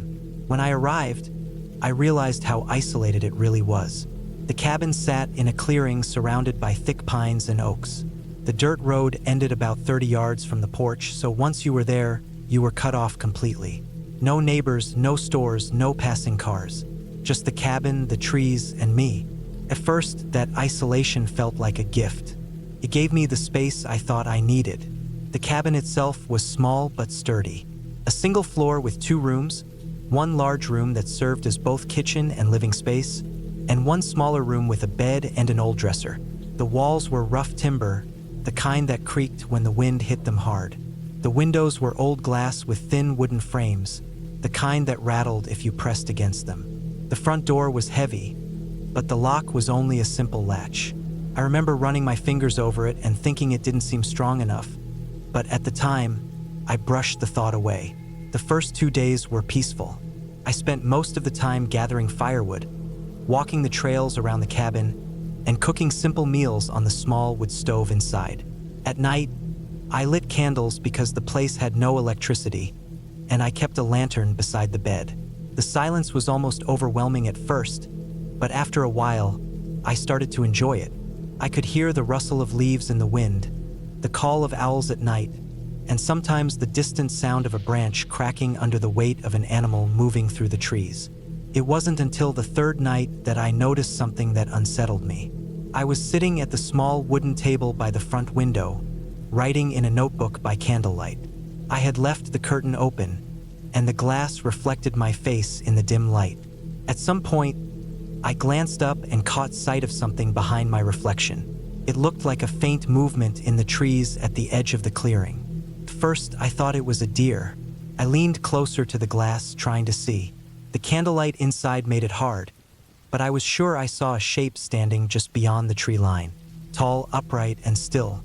I told myself it was nothing. Maybe a tree trunk, maybe my imagination. The mind plays tricks when you stare into shadows for too long. Still, the feeling it gave me lingered. I pulled the curtain closed, snuffed the candle, and went to bed with the lantern turned low beside me. I lay awake longer than usual, listening to the silence. The next morning, I decided to check the clearing. I walked to the spot where I thought I had seen something the night before. The ground there was soft with old leaves and moss. At first, I didn't notice anything unusual, but then I saw it. A footprint. It wasn't the broad print of a deer or the paw of a bear. It was a human footprint. Bare. The toes were clear in the dirt, pressed deep like the person had been standing still for a long time. I stared at it for a while, my stomach sinking. Someone had been there, watching. that explained the shape I had seen through the window. My first thought was that maybe it was a hiker who had wandered too far, but the footprint being bare didn't make sense. Who walks barefoot in the forest at night? I tried to push it out of my mind. I spent the day chopping more wood and sitting by the small creek that ran about 50 yards behind the cabin. The air was cool, and the sound of the water helped calm me. But every time I looked at the tree line, I imagined someone standing there, just inside the shadows. That night, I was more cautious. I closed all the curtains and made sure the latch on the door was secure. I left the lantern burning brighter than usual in the bedroom. For a long time, nothing happened. I sat on the bed, reading an old magazine I had brought with me, until my eyes grew heavy. When I finally lay down, I thought maybe the footprint had been old. Maybe I had overreacted. Then, sometime in the night, I woke up. At first, I wasn't sure what had pulled me out of sleep, but then I realized I could hear something. A sound outside. A slow, steady crunch of footsteps moving across the clearing. I held my breath, lying perfectly still. The steps were soft but clear. They moved closer, then stopped. For a long time, there was silence.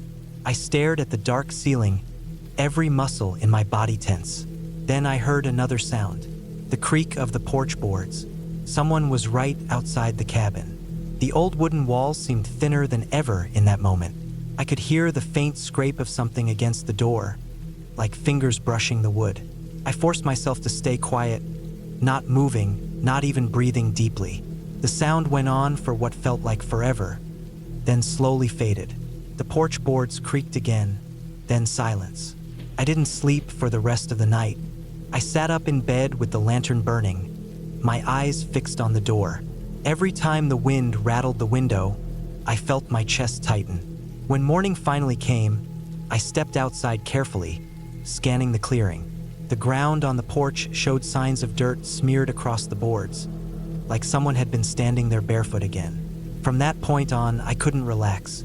Every sound in the forest seemed louder. Every shadow seemed deeper. I stopped going for long walks and stayed close to the cabin during the day. At night, I barely slept. I kept the lantern burning until the fuel ran low. I knew someone was out there, and they were coming closer each night. On the fifth night, it got worse.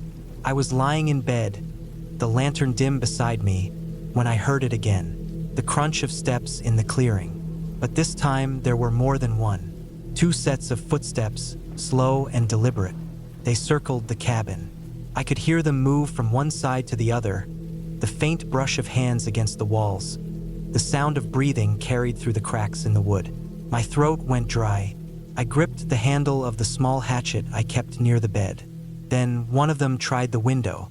I heard the faint rattle of the old glass, the creak of the frame as it shifted under pressure. I sat frozen, gripping the hatchet so tight my knuckles hurt. After a long moment, the pressure stopped. The steps circled again, then faded into the forest. By morning, I knew I couldn't stay. I had planned to spend a week in the cabin, but it was clear whoever was out there wasn't going to leave me alone. I decided I would pack up and drive out. The dirt road was rough, but I figured I could manage. I gathered my things quickly, shoving everything into my backpack. When I stepped outside, the air was cold and still. The ground around the cabin was covered in footprints, dozens of them circling the clearing, leading up to the porch, pressing into the soft dirt by every wall. Bare feet, some large, some small. My stomach twisted when I realized there were children's prints among them. Whoever they were, they hadn't been alone. I forced myself to move quickly. I reached the car, threw my bag inside, and started the engine. As I pulled onto the dirt road, I looked back once. At the edge of the clearing, just beyond the trees, I saw them. Several figures standing close together, watching. Tall and still, their bare feet pressed into the earth. I didn't stop. I drove until the dirt road turned to gravel, then gravel to pavement. I didn't look back again. When I finally reached the small town nearest the forest, I pulled into a gas station and sat there for a long time, trying to steady my hands. I didn't tell anyone what had happened. What could I have said? That I had rented a cabin and found strangers circling it at night? No one would have believed me. I never went back for the rest of my things. The man who rented the cabin sent me a message a few weeks later asking why I had left early, but I didn't respond. I knew I would never return to that place. The memory still stays with me. The bare footprints in the dirt, the sound of steps circling the cabin, the faint rattle of glass in the window frame. Most of all, the figures standing in the tree line, watching, waiting. I had gone into the woods for silence, but what I found was something far worse.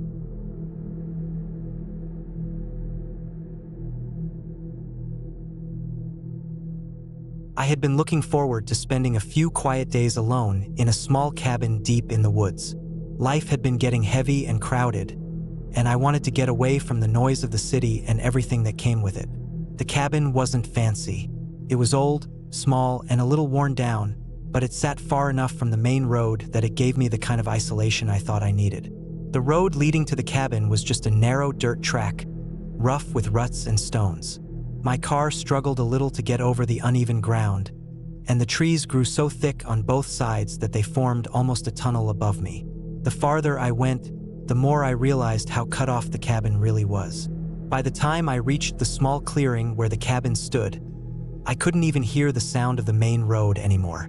Just silence, except for the wind moving through the tall pines and the occasional call of some bird deeper in the forest. The cabin itself was a single-story wooden structure with a steep roof. The paint on the outside walls had peeled off long ago, leaving the wood gray and raw from the weather. The small porch sagged a little to the side, and the steps creaked when I put my weight on them. The front door was thick but scratched up from years of use, and when I unlocked it and pushed it open, the hinges groaned in a way that made me pause for a second. The inside smelled faintly of old wood, dust, and something like dampness that had been trapped in there too long. There was one main room with a wood stove in the corner, a table with 2 chairs, and an old couch pressed against the wall. The small kitchen area was just a counter, a sink with a pump handle, and a few shelves stocked with some basic supplies. The bedroom was off to the side, no bigger than a closet, with a narrow bed that sagged in the middle and a single dresser. There was no bathroom inside. The outhouse sat about 20 yards behind the cabin near the tree line, leaning slightly but still standing. When I set my bag down and looked around, I felt both uneasy and comforted at the same time. Uneasy because the place was clearly old and carried the feeling of having been empty for a long while, but comforted because it was exactly what I had asked for. Quiet, isolation, and distance from everything else. The first day went by without anything unusual. I unpacked my bag, stacked some firewood near the stove, and walked the area around the cabin to get a sense of it. The forest stretched in every direction, thick with tall trees, dense undergrowth, and fallen branches.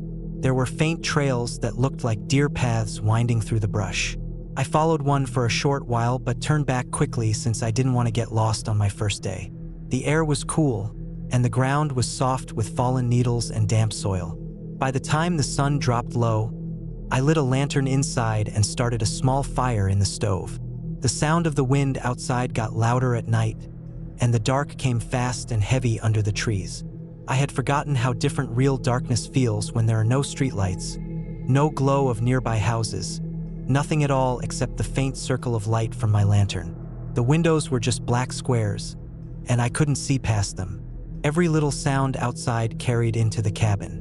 Twigs snapping, branches moving, something rustling through the leaves. I told myself it was just animals. That first night I didn't sleep well. The bed was uncomfortable, and the sounds outside kept me on edge. At one point, I thought I heard something brush against the outer wall, a light dragging sound, but it stopped after a few seconds. I lay awake staring at the ceiling, heart beating faster than it should have, waiting for something else to happen. Nothing did, and eventually I drifted into a shallow sleep. The next morning, I checked around the cabin. The ground was covered in fallen leaves, and I couldn't see any clear prints near the walls. But I did notice one of the stacked logs by the porch had rolled off the pile. Maybe the wind, I thought. I put it back and tried to shake off the uneasy feeling. During the day, I tried to keep myself busy. I walked a little farther into the woods, cut some kindling, and boiled water on the stove for coffee. The air was fresh, and the silence during the daylight was different, less threatening, more calm. But even then, I couldn't get rid of the thought that the forest felt too quiet at times, as if it was waiting for something. That night, the uneasiness came back stronger. After I lay down in bed, I heard a steady sound of movement outside, not just wind. It was the distinct crunch of steps moving through dry leaves, slow and steady, circling the cabin. I held my breath and listened. The sound would fade for a moment, then come back on the other side. Whoever or whatever it was seemed to be moving carefully, almost testing each step. My mouth went dry. I wanted to believe it was an animal, but the weight of the steps didn't sound like a deer or a raccoon. They were heavier, more deliberate. I thought about calling out, but my throat was too tight, and besides, there was no one around for miles. I stayed still in bed, every muscle stiff, until after what felt like an hour, the sound faded off into the distance. The next morning, I forced myself to go outside and check. The ground near the cabin looked disturbed in places, but it was hard to make out anything clear in the leaf cover. I thought I saw faint impressions, too wide to be from a deer, but I told myself it was just the way the leaves had settled. Still, I couldn't shake the thought that someone had been out there watching the cabin. The days that followed only made it worse. Every night I heard movement outside. Sometimes it was steps, sometimes it was the sound of something brushing against the wall again. Once, I thought I heard a light tap against the window, like a finger or a small stick. Each time, I stayed frozen inside, listening, heart pounding, too afraid to move. I stopped sleeping almost completely. One evening, just before the sun went down, I went to bring in more firewood and noticed something near the tree line. It looked like a small pile of stones stacked carefully on top of each other. It hadn't been there before. The sight of it made my skin crawl. It wasn't natural, and it wasn't something an animal would do. Someone had placed it there, watching from the edge of the trees, close enough that I would notice it but not close enough for me to see them. I knocked it over with my foot and went back inside quickly, locking the door and pulling the curtains shut. My hands were shaking as I lit the lantern. The cabin felt smaller and more fragile than ever. That night was the worst. I lay on the bed fully dressed, listening. The sounds came earlier this time, before midnight. Slow steps in the leaves, circling. Then a pause. Then the sound of something scratching lightly against the wooden wall, moving from one side of the cabin to the other. At one point, it sounded like something heavy pressed against the door, testing it. I gripped the handle of a hatchet I had brought inside and sat upright on the bed, waiting, breathing as quietly as I could. Hours passed like that. At some point, exhaustion must have pulled me into sleep because I woke up with the gray light of morning coming through the window. When I stepped outside, I found something that made my stomach drop. Right in front of the porch, pressed into the damp soil, was the clear print of a boot. Human, large, fresh. That was when I knew without doubt that someone was out there, and they had been coming closer each night. I decided I couldn't stay. I packed my bag quickly, shoved everything back inside, and loaded it into the car. My hands shook as I turned the key. The engine sputtered but started, and I backed out of the small clearing as fast as I could without hitting the trees. The narrow dirt road seemed even longer on the way out, and I kept checking the rearview mirror, half expecting to see someone step into the road behind me. When I finally reached the paved road and the sight of other cars, I felt my chest loosen for the first time in days. The relief was almost overwhelming. I drove without stopping until I reached town, where I parked in a lot and just sat for a long while, shaking, trying to calm down. The cabin had been everything I thought I wanted. Quiet, isolated, far away. But in the end, it had been too far, too alone, too vulnerable. I don't know who was out there in the woods those nights, circling the cabin, leaving prints and stacked stones. I don't know what they wanted or how long they had been watching. All I know is that if I had stayed one more night, I might not have left at all.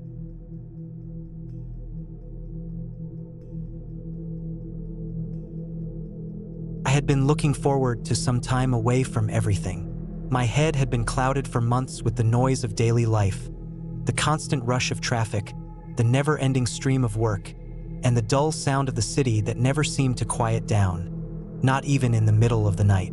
I had told myself many times that I needed to step away from it, just for a while, to breathe in silence again. That is why I booked a small cabin, tucked away deep in the woods, where I thought I could be completely alone for a few days. The cabin wasn't fancy. From the photos I had seen, it was just a small wooden place, a little worn down, but it had the basics. A bed, a small kitchen, a fireplace, and running water if I turned the pump handle enough times. It sat on a clearing, surrounded by tall trees that looked endless in every direction. The road that led to it was narrow and rough, more like a trail than an actual road, and I had to drive slowly in my old car to avoid breaking something on the uneven ground. It was the kind of place where no one just happened to pass by.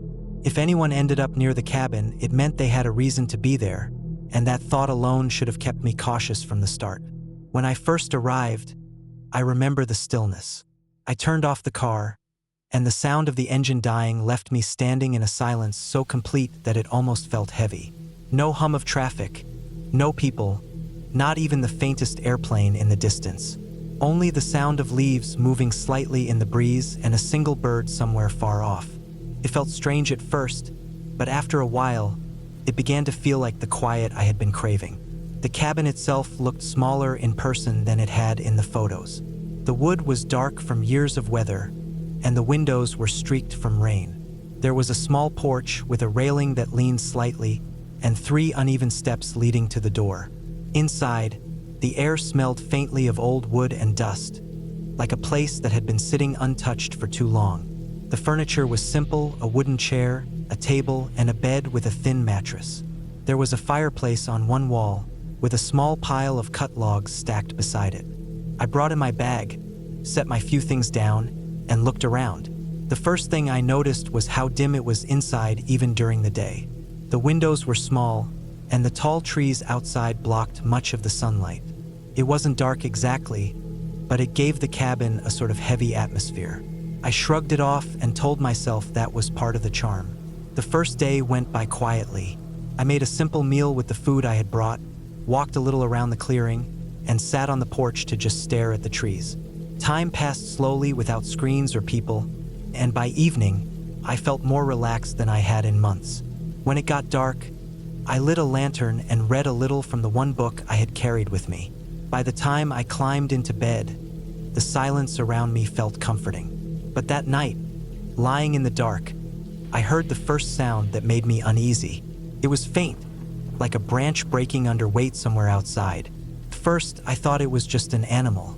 After all, the woods were full of them, deer, raccoons, maybe even bears. But after that crack, I heard another sound.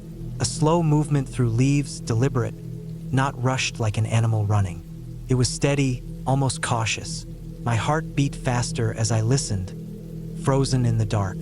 The sound moved for a while, then stopped, and I stayed awake much longer than I wanted, straining my ears until eventually exhaustion pulled me into sleep. The next morning, I told myself it was nothing, probably a deer, maybe a raccoon looking for food. I went outside and checked the area around the cabin, but the ground was covered in leaves, and I couldn't see anything clearly. No tracks stood out. The air was cold, and the forest seemed as calm as ever. The second night, it happened again. This time, it was closer. I had just put out the lantern and settled into bed when I heard it. First, the crunch of leaves in the distance. Then another step and another slowly closing in. It wasn't constant. It would stop for a long pause, then continue, like someone trying to move carefully without being noticed. My chest tightened as I lay there, holding my breath. At one point, I was sure I heard it right outside the cabin. A faint scrape, as though something brushed against the wall or the porch. I stayed still for what felt like hours, every muscle tense, waiting for the next sound. Eventually, silence returned, but I couldn't bring myself to sleep after that. I sat up in bed, staring at the dark outlines of the walls until morning finally came. That day, I considered leaving. I had only planned to stay 3 nights, and I had already spent 2. But I told myself again that it had to be an animal. The woods were thick and sound carried strangely. I didn't want to believe it could be anything else. Still, I checked the cabin more carefully. I looked at the porch, the walls, even the windows, but I didn't see anything unusual. No scratches, no footprints, nothing out of place. I tried to calm down and distract myself, but the feeling of being watched clung to me all day. Even in daylight, when I stepped outside, I couldn't shake the thought that something might be standing between the trees, just out of sight. That last night was the worst. I remember it clearly because it felt different from the start. The woods were quieter than before, almost unnaturally so, as if everything had gone still. I built a fire in the fireplace, thinking the crackle would make me feel safer, but the sound of it only made the silence outside seem heavier. When I finally went to bed, I left the lantern on this time. I thought the light might help, but it didn't. The sounds came again, later in the night, louder now, closer. Definite footsteps this time, slow, steady, circling the cabin. I could hear them moving from one side to the other, stopping, then starting again. My skin prickled with fear. I stayed frozen in bed, eyes wide, staring at the ceiling. Then I heard the porch creak, the sound of weight pressing down on old wood. I felt my chest seize as though I couldn't breathe. Whoever or whatever it was right outside the door. There was another long silence. I could hear nothing but my own heartbeat pounding in my ears. Then, slowly, there was the faint sound of the door handle moving, just a soft rattle as though someone was testing it. I nearly jumped out of bed, but I forced myself to stay still. The handle rattled again, harder this time, but the old lock held. I couldn't move, couldn't think, only lay there in terror, waiting for what might come next. After what felt like forever, the sound stopped. The porch creaked again, then footsteps moved away, fading slowly into the distance until there was nothing. I didn't sleep at all that night. I stayed awake, gripping the edge of the bed, staring at the lantern until morning light finally came through the windows. As soon as it was bright enough, I packed my things and left. When I stepped outside, the air was cold and sharp. The clearing looked the same as always, the trees quiet and still. But when I walked to the porch, I saw it, the faint mark of a boot print in the dirt by the steps. It wasn't an animal. Someone had been there. Someone had walked right up to the cabin in the middle of the night and tried the door. The drive back to the city felt endless. Every sound of the car made me jump. Every stretch of empty road made me feel exposed. I didn't stop until I reached my apartment, and even then, I kept checking the locks twice, 3 times, unable to shake the thought that whoever had been out there might have been watching me for longer than I realized. I never went back to that cabin, and I know now with absolute certainty that being alone in the woods isn't peaceful when someone else knows you're there.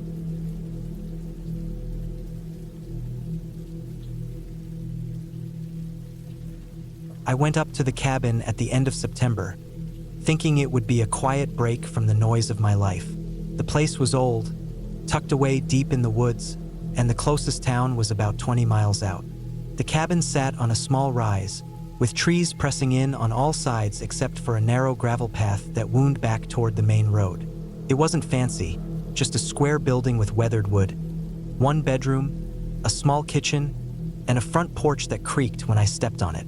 I thought it would be peaceful, but the longer I stayed, the more uneasy I became. The first day was fine. I unpacked, swept the floor, and checked around the cabin. The water pump worked, the stove worked, and the small generator I brought with me hummed when I started it up. The silence of the woods felt heavy, but I told myself I'd get used to it. That night, as I lay in bed, I noticed how dark it was. Out there, without streetlights, the blackness felt complete. I could hear the cabin groan with every shift of the wood, and I could hear things outside, branches cracking, leaves crunching, distant howls that were probably coyotes. It made it hard to fall asleep. The second day, I tried to settle in. I walked down the path for a bit, checked the trees for firewood, and sat on the porch for a while. But I couldn't shake the feeling that someone, or something, was watching me. Every time I looked back toward the tree line, I thought I saw movement. I told myself it was deer, maybe even a bear, but my stomach tightened each time. Later that day, I went further down the path and noticed something odd. On the soft dirt, there were footprints, but not boot prints like mine. They looked like old worn-out shoes, narrow and uneven, as if the soles were falling apart. The stride was strange too, longer than mine, and the direction led toward the cabin. I stopped there for a long time, staring at them. I tried to calm myself, telling myself hunters sometimes pass through. But the prints didn't lead past the cabin. They stopped near it. When I circled back, I could see where they cut into the grass just short of the porch steps. Then they turned back into the woods. I didn't know why, but I didn't like that at all. That night, I barely slept. The sound of the woods outside was constant. Crickets, wind, the occasional rustle that sounded too close. At one point in the night, I thought I heard something tap against the wall of the cabin. It was soft, spaced out, not like a branch scratching. I lay in bed with my eyes open, staring at the ceiling, holding my breath, waiting for it to stop. Eventually it did, but I never really fell back asleep. The third day, I woke up exhausted. I went outside to clear my head and noticed something new. On the side of the cabin, just below one of the windows, the dirt looked scuffed, like someone had stood there for a while.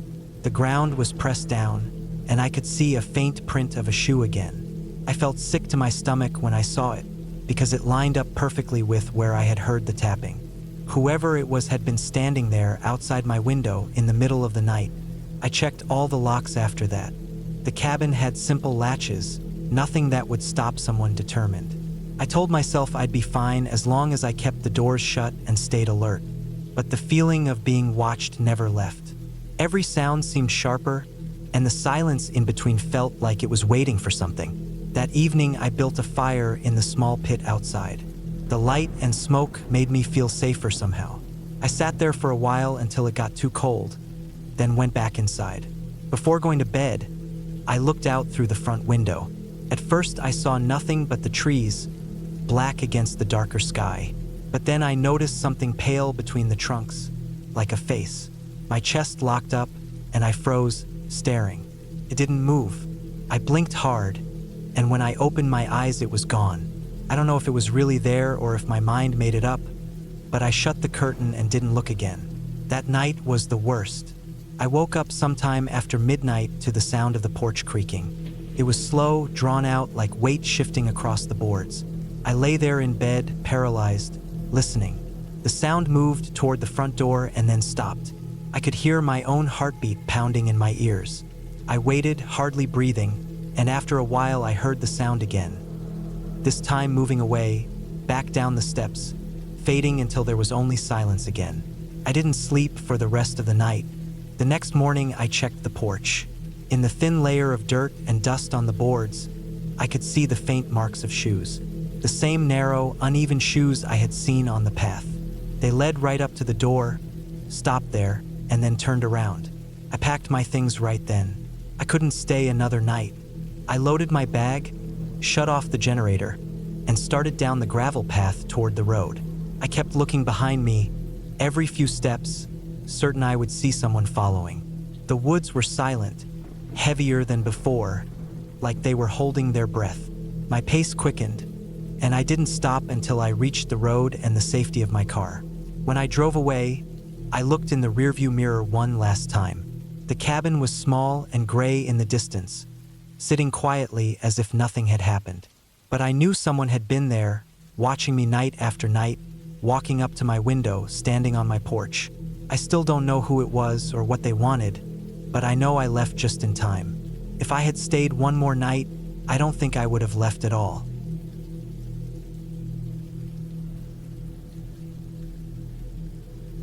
I had been looking forward to spending a few days alone at the cabin for months. The idea of being away from all the noise, away from people, away from the constant buzz of work in the city, felt like a relief I desperately needed. The cabin wasn't mine, but it belonged to an old acquaintance who rarely used it anymore. He had once told me I could make use of it anytime as long as I locked it up properly when I left, and I took him up on the offer without hesitation. It sat deep in the woods, about a half-hour drive from the nearest paved road, followed by another mile or so of rough dirt path that ended at a clearing. It was the type of place where cell service was unreliable and sometimes non-existent, which was exactly the point. I had packed carefully before heading out. Food that could last me a week if I stretched it, water containers, a portable filter, extra batteries, a heavy-duty flashlight, a small first aid kit, and some basic tools. I also brought a small hatchet, not because I thought I'd need it for protection, but because I figured I'd need it for wood if I wanted to keep the place warm. I had a sleeping bag, warm clothes, and a good pair of boots. I thought I was prepared. I thought I had thought of everything. The first day went by smoothly. I arrived at the cabin in the afternoon, parked near the tree line, and carried my bags inside. The cabin was exactly as I remembered it from years ago. One main room with a wood stove, a small table with 2 chairs, a couple of shelves with old canned goods, a narrow bed with a thin mattress, and a back room that held tools and extra firewood. The windows were small but gave enough light to see clearly, and the roof didn't leak, at least not that I noticed. It was simple, but that was all I needed. The air was crisp and cool. I started a small fire in the stove, boiled some water for coffee, and sat by the window, just watching the forest. The trees were thick, tall pines mostly, with patches of undergrowth that made the woods look dense and difficult to navigate. It was quiet in a way that felt heavy. Every small sound carried. The crack of a branch, the rustle of leaves, the distant tapping of a woodpecker. At first, I found it comforting. That night, I lay in bed with my sleeping bag pulled tight around me. The fire had died down, but the cabin still held a bit of warmth. I could hear the faint creaking of the wood as the structure settled. Somewhere outside, far off, an owl hooted. I slept lightly but without trouble. The second day I spent hiking around the area. I didn't go too far because I didn't want to risk losing my way. The forest here was thick and easy to get turned around in, and I didn't have any markers or GPS with me. I stuck to small loops around the cabin, never losing sight of the clearing for too long. I noticed a lot of animal tracks, deer mostly, some raccoon prints near the stream, and one set that looked like coyote. I thought about bears too, but I saw no sign of them. That day passed quietly. I cooked some beans, read a bit from the old paperback I had brought along, and went to bed before midnight. It was the third night when things started to feel off. I was lying in bed, not quite asleep yet, when I heard something outside. It wasn't the usual forest sound. It was steady, deliberate, footsteps, not heavy like a bear or moose, lighter, almost careful. At first, I thought it might be a deer, but the steps didn't have that 4-beat rhythm. They sounded like a person walking. My stomach tightened as I listened. The steps were slow, circling near the cabin. Crunch of leaves, then silence. Crunch again, closer. I stayed completely still, breathing shallow, straining to hear. The cabin had no curtains, so if someone wanted to look in, they could. I didn't move. After what felt like forever, the sound stopped. I lay there waiting, every nerve tense, my ears sharp for the faintest noise. Eventually, I convinced myself it might have been an animal after all, maybe even something falling from a tree. But it hadn't sounded like that. It had sounded like footsteps. When morning came, I went outside to check around. The ground was covered in pine needles and scattered leaves. Not great for tracking, but I thought I saw a few impressions that looked like boot prints near the edge of the clearing. It was hard to be sure, but they didn't look like animal prints. They looked human. I tried to shake it off. Maybe some hunter had passed through. Maybe someone hiking. But this cabin was remote, and the path to get here wasn't obvious unless you already knew it. The thought stuck in my head like a splinter. The rest of the day I kept busy with small tasks. Chopping some wood, gathering water from the stream, checking supplies. Still, I felt watched. Every time the woods went quiet, I found myself glancing up, half expecting to see someone standing there at the tree line. Of course, there never was. That night, I couldn't sleep as easily. I left the lantern burning low, the hatchet close to my bed. Around midnight, I heard it again. Footsteps, this time closer, moving slowly around the cabin. I heard a faint scrape against the wall, like a hand brushing wood. My pulse hammered in my ears. I didn't move, barely breathed. I wanted to get up, to look, but I was afraid whoever was out there would see me through the window. The sound circled for a while, then faded away. Again, I lay there for hours, waiting for it to return. Didn't. The next morning, I walked the perimeter more carefully. This time, there was no mistaking it. Footprints. Human. The prints circled the cabin, close to the windows, then disappeared back into the trees. My chest tightened as I stared at them. Whoever it was, they had been right up against the walls, watching, listening. I thought about leaving then and there, packing my things and driving back out. But part of me resisted. Maybe it was stubbornness, maybe pride. I had wanted this trip for so long, and I didn't want to be scared off by some stranger wandering the woods. Still, the unease never left me. That night was worse, much worse. I barely slept, just lay there listening. Every creak and groan of the cabin set me on edge. Around 2 a.m., the footsteps returned. Slower this time, heavier.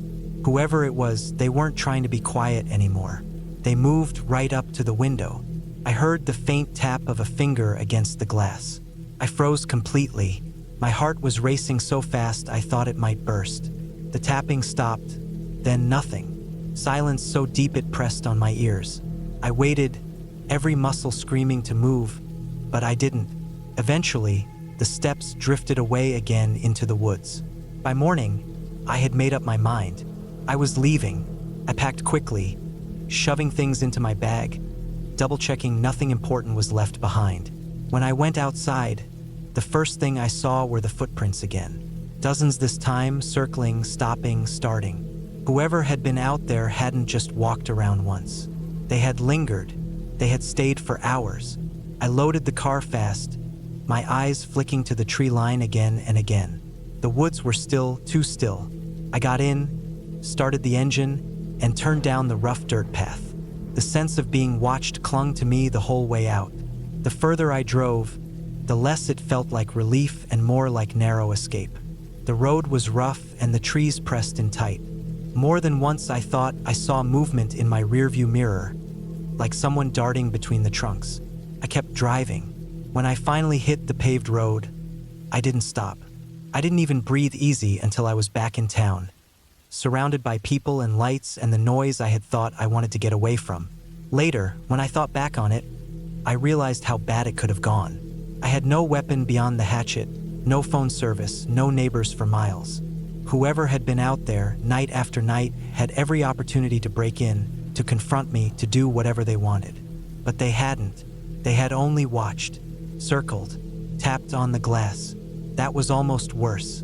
I never went back to the cabin. Even now, I sometimes wake in the night thinking I hear footsteps outside my window, slow and deliberate, circling, waiting.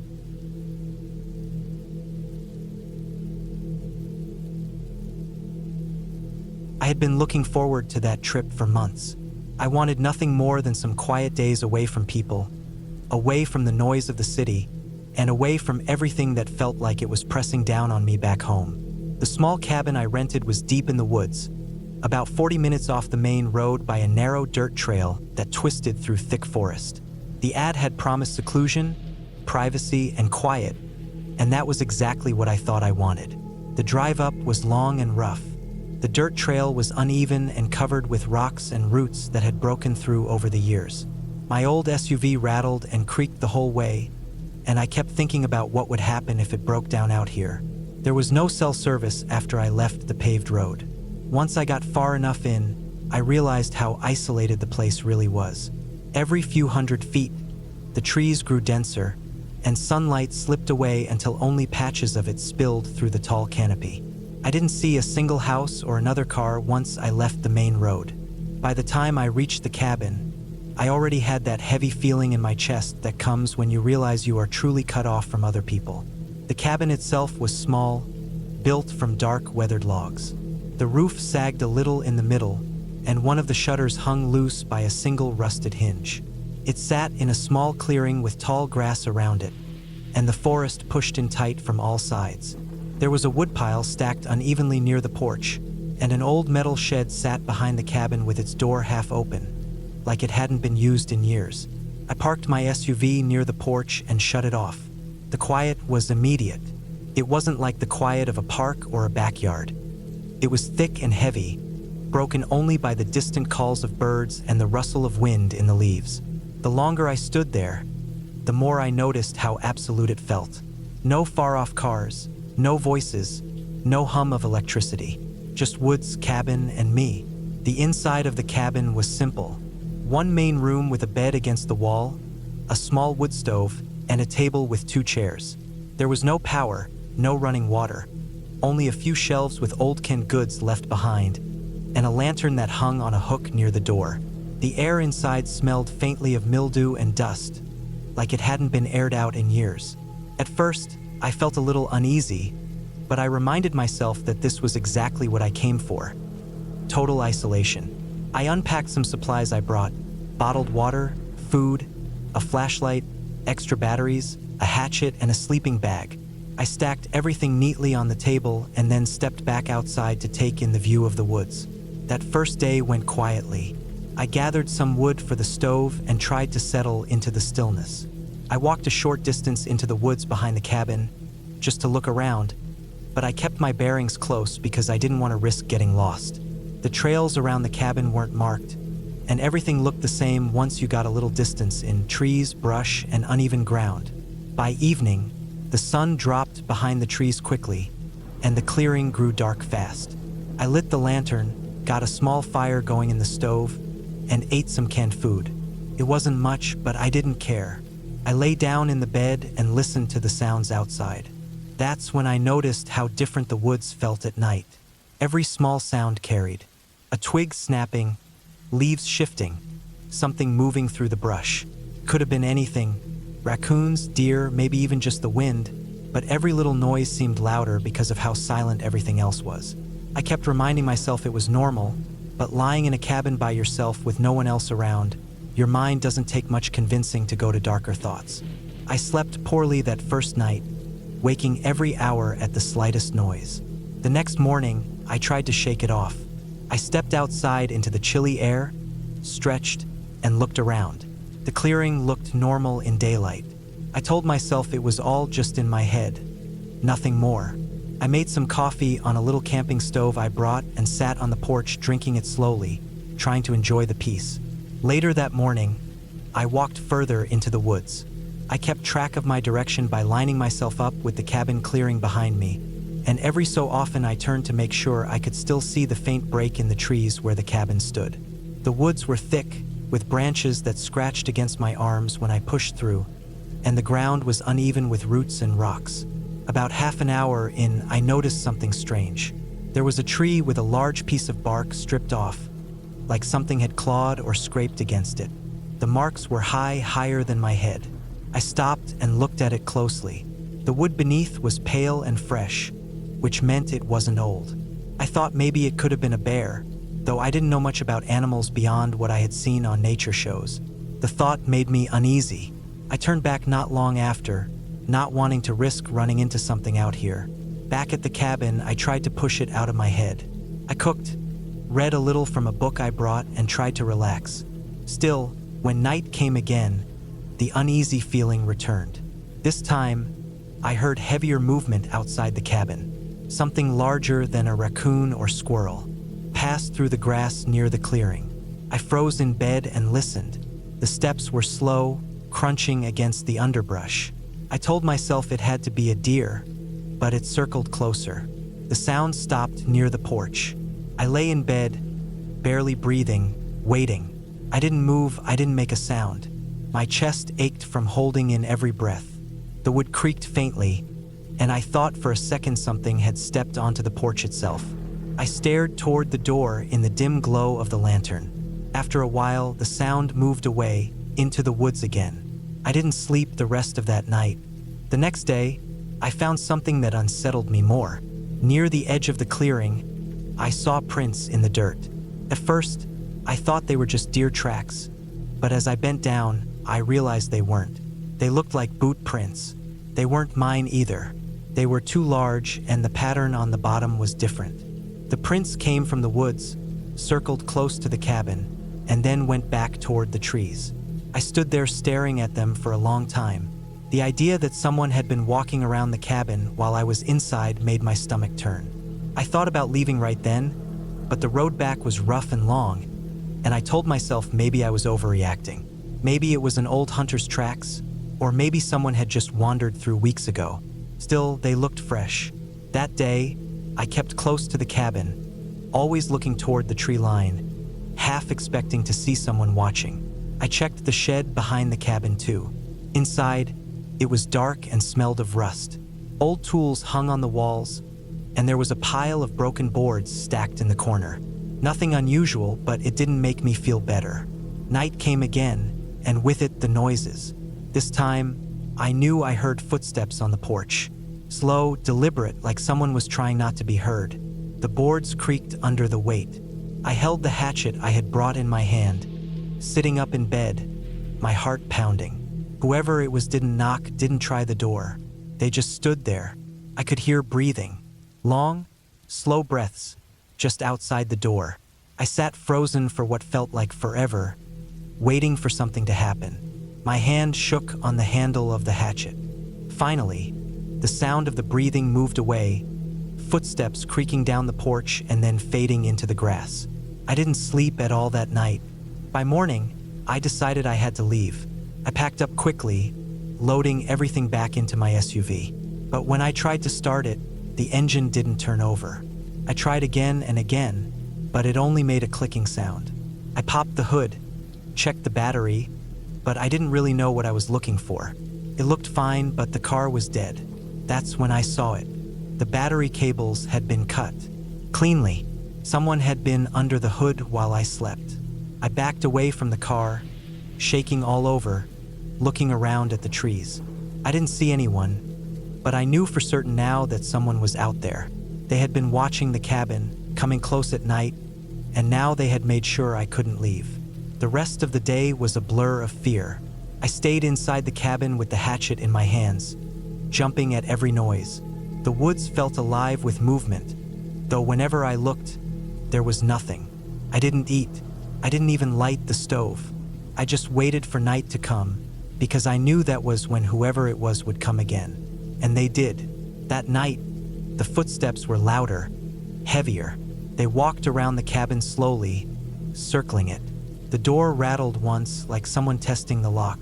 Then silence. I sat there in the dark, heart pounding, gripping the hatchet so tight my hand ached. Hours passed like that. At some point, I heard the shed door slam shut. I realized then that whoever it was had been inside the shed earlier, maybe even hiding in there while I looked around. Morning came, but the fear didn't lift. I knew I couldn't stay. I thought about walking out to the main road, but it was miles away, and the woods were thick. I had no map, no cell service, and no guarantee I wouldn't run into whoever had been stalking me. That whole day I felt watched. Every time I stepped outside, I felt eyes on me.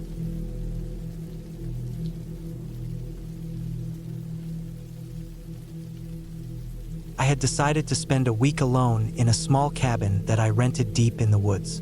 It wasn't some fancy lodge or a modern getaway place with all the comforts people usually expect. It was just an old wooden structure, built decades ago with simple furniture, a wood stove, and not much else. There was no cell service once I drove past the last stretch of the main road. The only connection I had to the outside world was an old radio in the cabin that picked up a few static-filled channels. That was what I wanted though. Quiet, no distractions, no noise from people, just me and the stillness of the forest. The drive to the cabin was longer than I thought it would be. Once I left the paved highway, the dirt road twisted through miles of trees, rough and narrow, with ruts and branches scraping the sides of my car. I kept thinking that if I had any kind of car trouble out here, I would be stuck walking a long way before I could find help. That thought stayed with me more than I wanted it to. By the time I pulled up to the clearing where the cabin stood, the sun was already low, and the air felt cooler. The place looked exactly how I imagined. Weathered logs stacked to make the walls, a metal roof with a bit of rust, a stone chimney, and a small porch with one broken railing. The trees around it were thick and tall, the kind that blocked out a lot of light. Even standing in the clearing, I felt closed in, like the woods were always leaning in closer. Inside, the cabin was basic but fine. A table, 2 chairs, a small bed, shelves with some old books, and a few dusty dishes in the cupboard. The wood stove was in the corner, with a pile of chopped logs stacked against the wall. I unloaded my bags, set up my sleeping bag on the bed, and got settled. The silence was heavy. I could hear the ticking sound of the stove cooling off and nothing else. No cars, no voices, not even wind through the trees. I realized how much I was used to background noise because the stillness made me feel uneasy. That first night, I didn't sleep much. I thought I would, since the whole point was to rest and get away, but lying there in the dark was different. The forest made noises I wasn't used to. Branches cracked in the distance. Owls made sharp cries that echoed. Once I thought I heard footsteps outside the cabin, crunching slow in the leaves. I told myself it was probably a deer, but my body stayed tense for hours. I ended up drifting off sometime before dawn, waking up with sore muscles and a dry mouth. The next day, I tried to shake it off. I spent the morning walking around the clearing, checking the trails that led off in different directions. Some went down into the thicker woods, others climbed up rocky ground. I followed one for about an hour until I realized I should turn back before I got lost. I kept marking landmarks in my head: fallen logs, big rocks, trees with scars in the bark. But it was easy to see how fast someone could lose their sense of direction out here. By afternoon, I was sweating and tired, so I sat on the porch drinking water and just staring at the trees. Nothing moved. The quiet pressed on me again. That night was worse. I built a fire in the stove, cooked a simple meal, and tried reading one of the old books I found on the shelf. But the words blurred together because I kept looking toward the window. It was just black out there, blacker than any dark I had seen in the city. At one point I heard something again, movement close to the cabin, slower than an animal, or at least it seemed slower. I held still, breathing quiet, waiting for it to pass. Didn't. The sound stopped, and that was worse than if it had kept going. My eyes stayed fixed on the door, half expecting it to open. It never did, but I didn't sleep much again that night. By the third day, I felt worn down. My thoughts were sharper but jittery, like every small sound cut into me. I tried to distract myself by chopping some of the wood outside, but even then I felt like I had to keep glancing around. I didn't see anyone, but the sense of being watched crept in like a steady leak. When I walked further out again, I found something that didn't sit right. About 200 yards from the cabin, near a line of rocks, I saw a piece of fabric caught on a branch. It was torn, faded, and dirty, like it had been there for a while, but not too long. I pulled it off and felt the rough texture, something like a jacket sleeve. I left it where it was, but my mind kept working over it. If someone had been walking near here not too long ago, then I wasn't as alone as I thought. That night, I heard it again. Definite movement outside, circling the cabin. My heart pounded so loud I thought whoever was out there would hear it. I sat at the table with the lantern low, staring at the door, trying to convince myself it was just animals. But animals didn't move in steady steps like that. Animals didn't pause like they were listening. I didn't open the door. I didn't even go near the window. I just sat frozen until the sound faded into the distance. When I finally lay down, I didn't close my eyes for long. The next day, I checked around the cabin. I looked for tracks in the dirt and leaves, and I found them. Footprints. Not boots like mine, but sneakers worn down. They circled the cabin, clear as day. My stomach turned cold when I saw them. I kept staring at the shapes in the soil, and I knew someone had been out there last night, watching. I stayed outside in the daylight, walking around with my knife in my pocket, feeling exposed. Every time the wind moved the branches, I flinched. I thought about packing up and leaving, but the road back was long and rough. If something happened to the car out there, I would be stranded even worse. I told myself I would stay one more night, and if it felt bad again, I would leave first thing in the morning. That night was the longest of my life. I put out the lantern and sat in the dark with my knife in hand, just listening. Hours passed. Then it started. Footsteps again. Closer. Circling. I felt my throat tighten. The steps paused at the porch. The boards creaked under weight. My heart hammered so hard I thought I would faint. The doorknob rattled, slow, like someone testing it. I stayed frozen in the dark, not breathing. After a long pause, the sound moved away, fading back into the trees. I didn't sleep. I didn't even move until the sky started to lighten. At sunrise, I made up my mind. I packed fast, shoving everything into my bags, not caring how it fit. I threw it all in the car and started down the dirt road, tires slipping in the ruts. My eyes kept scanning the trees, expecting to see someone step out. The road felt endless, each turn stretching farther than the last. When I finally hit the pavement, I kept driving without looking back. When I reached town hours later, I stopped at a gas station. My hands were still shaking when I filled the tank. I went inside and sat at a table with a cup of coffee, staring at the people moving around like it was just another day. I didn't tell anyone what happened. I just sat there, letting the normal sounds soak into me, trying to calm down. The cabin had felt like a trap, like a place where the walls weren't enough to keep danger out. Even now, thinking back on it, I can still hear the slow steps on the porch at night, the soft rattle of the doorknob. Someone was out there watching, waiting, and if I had stayed longer, I don't think I would have left at all.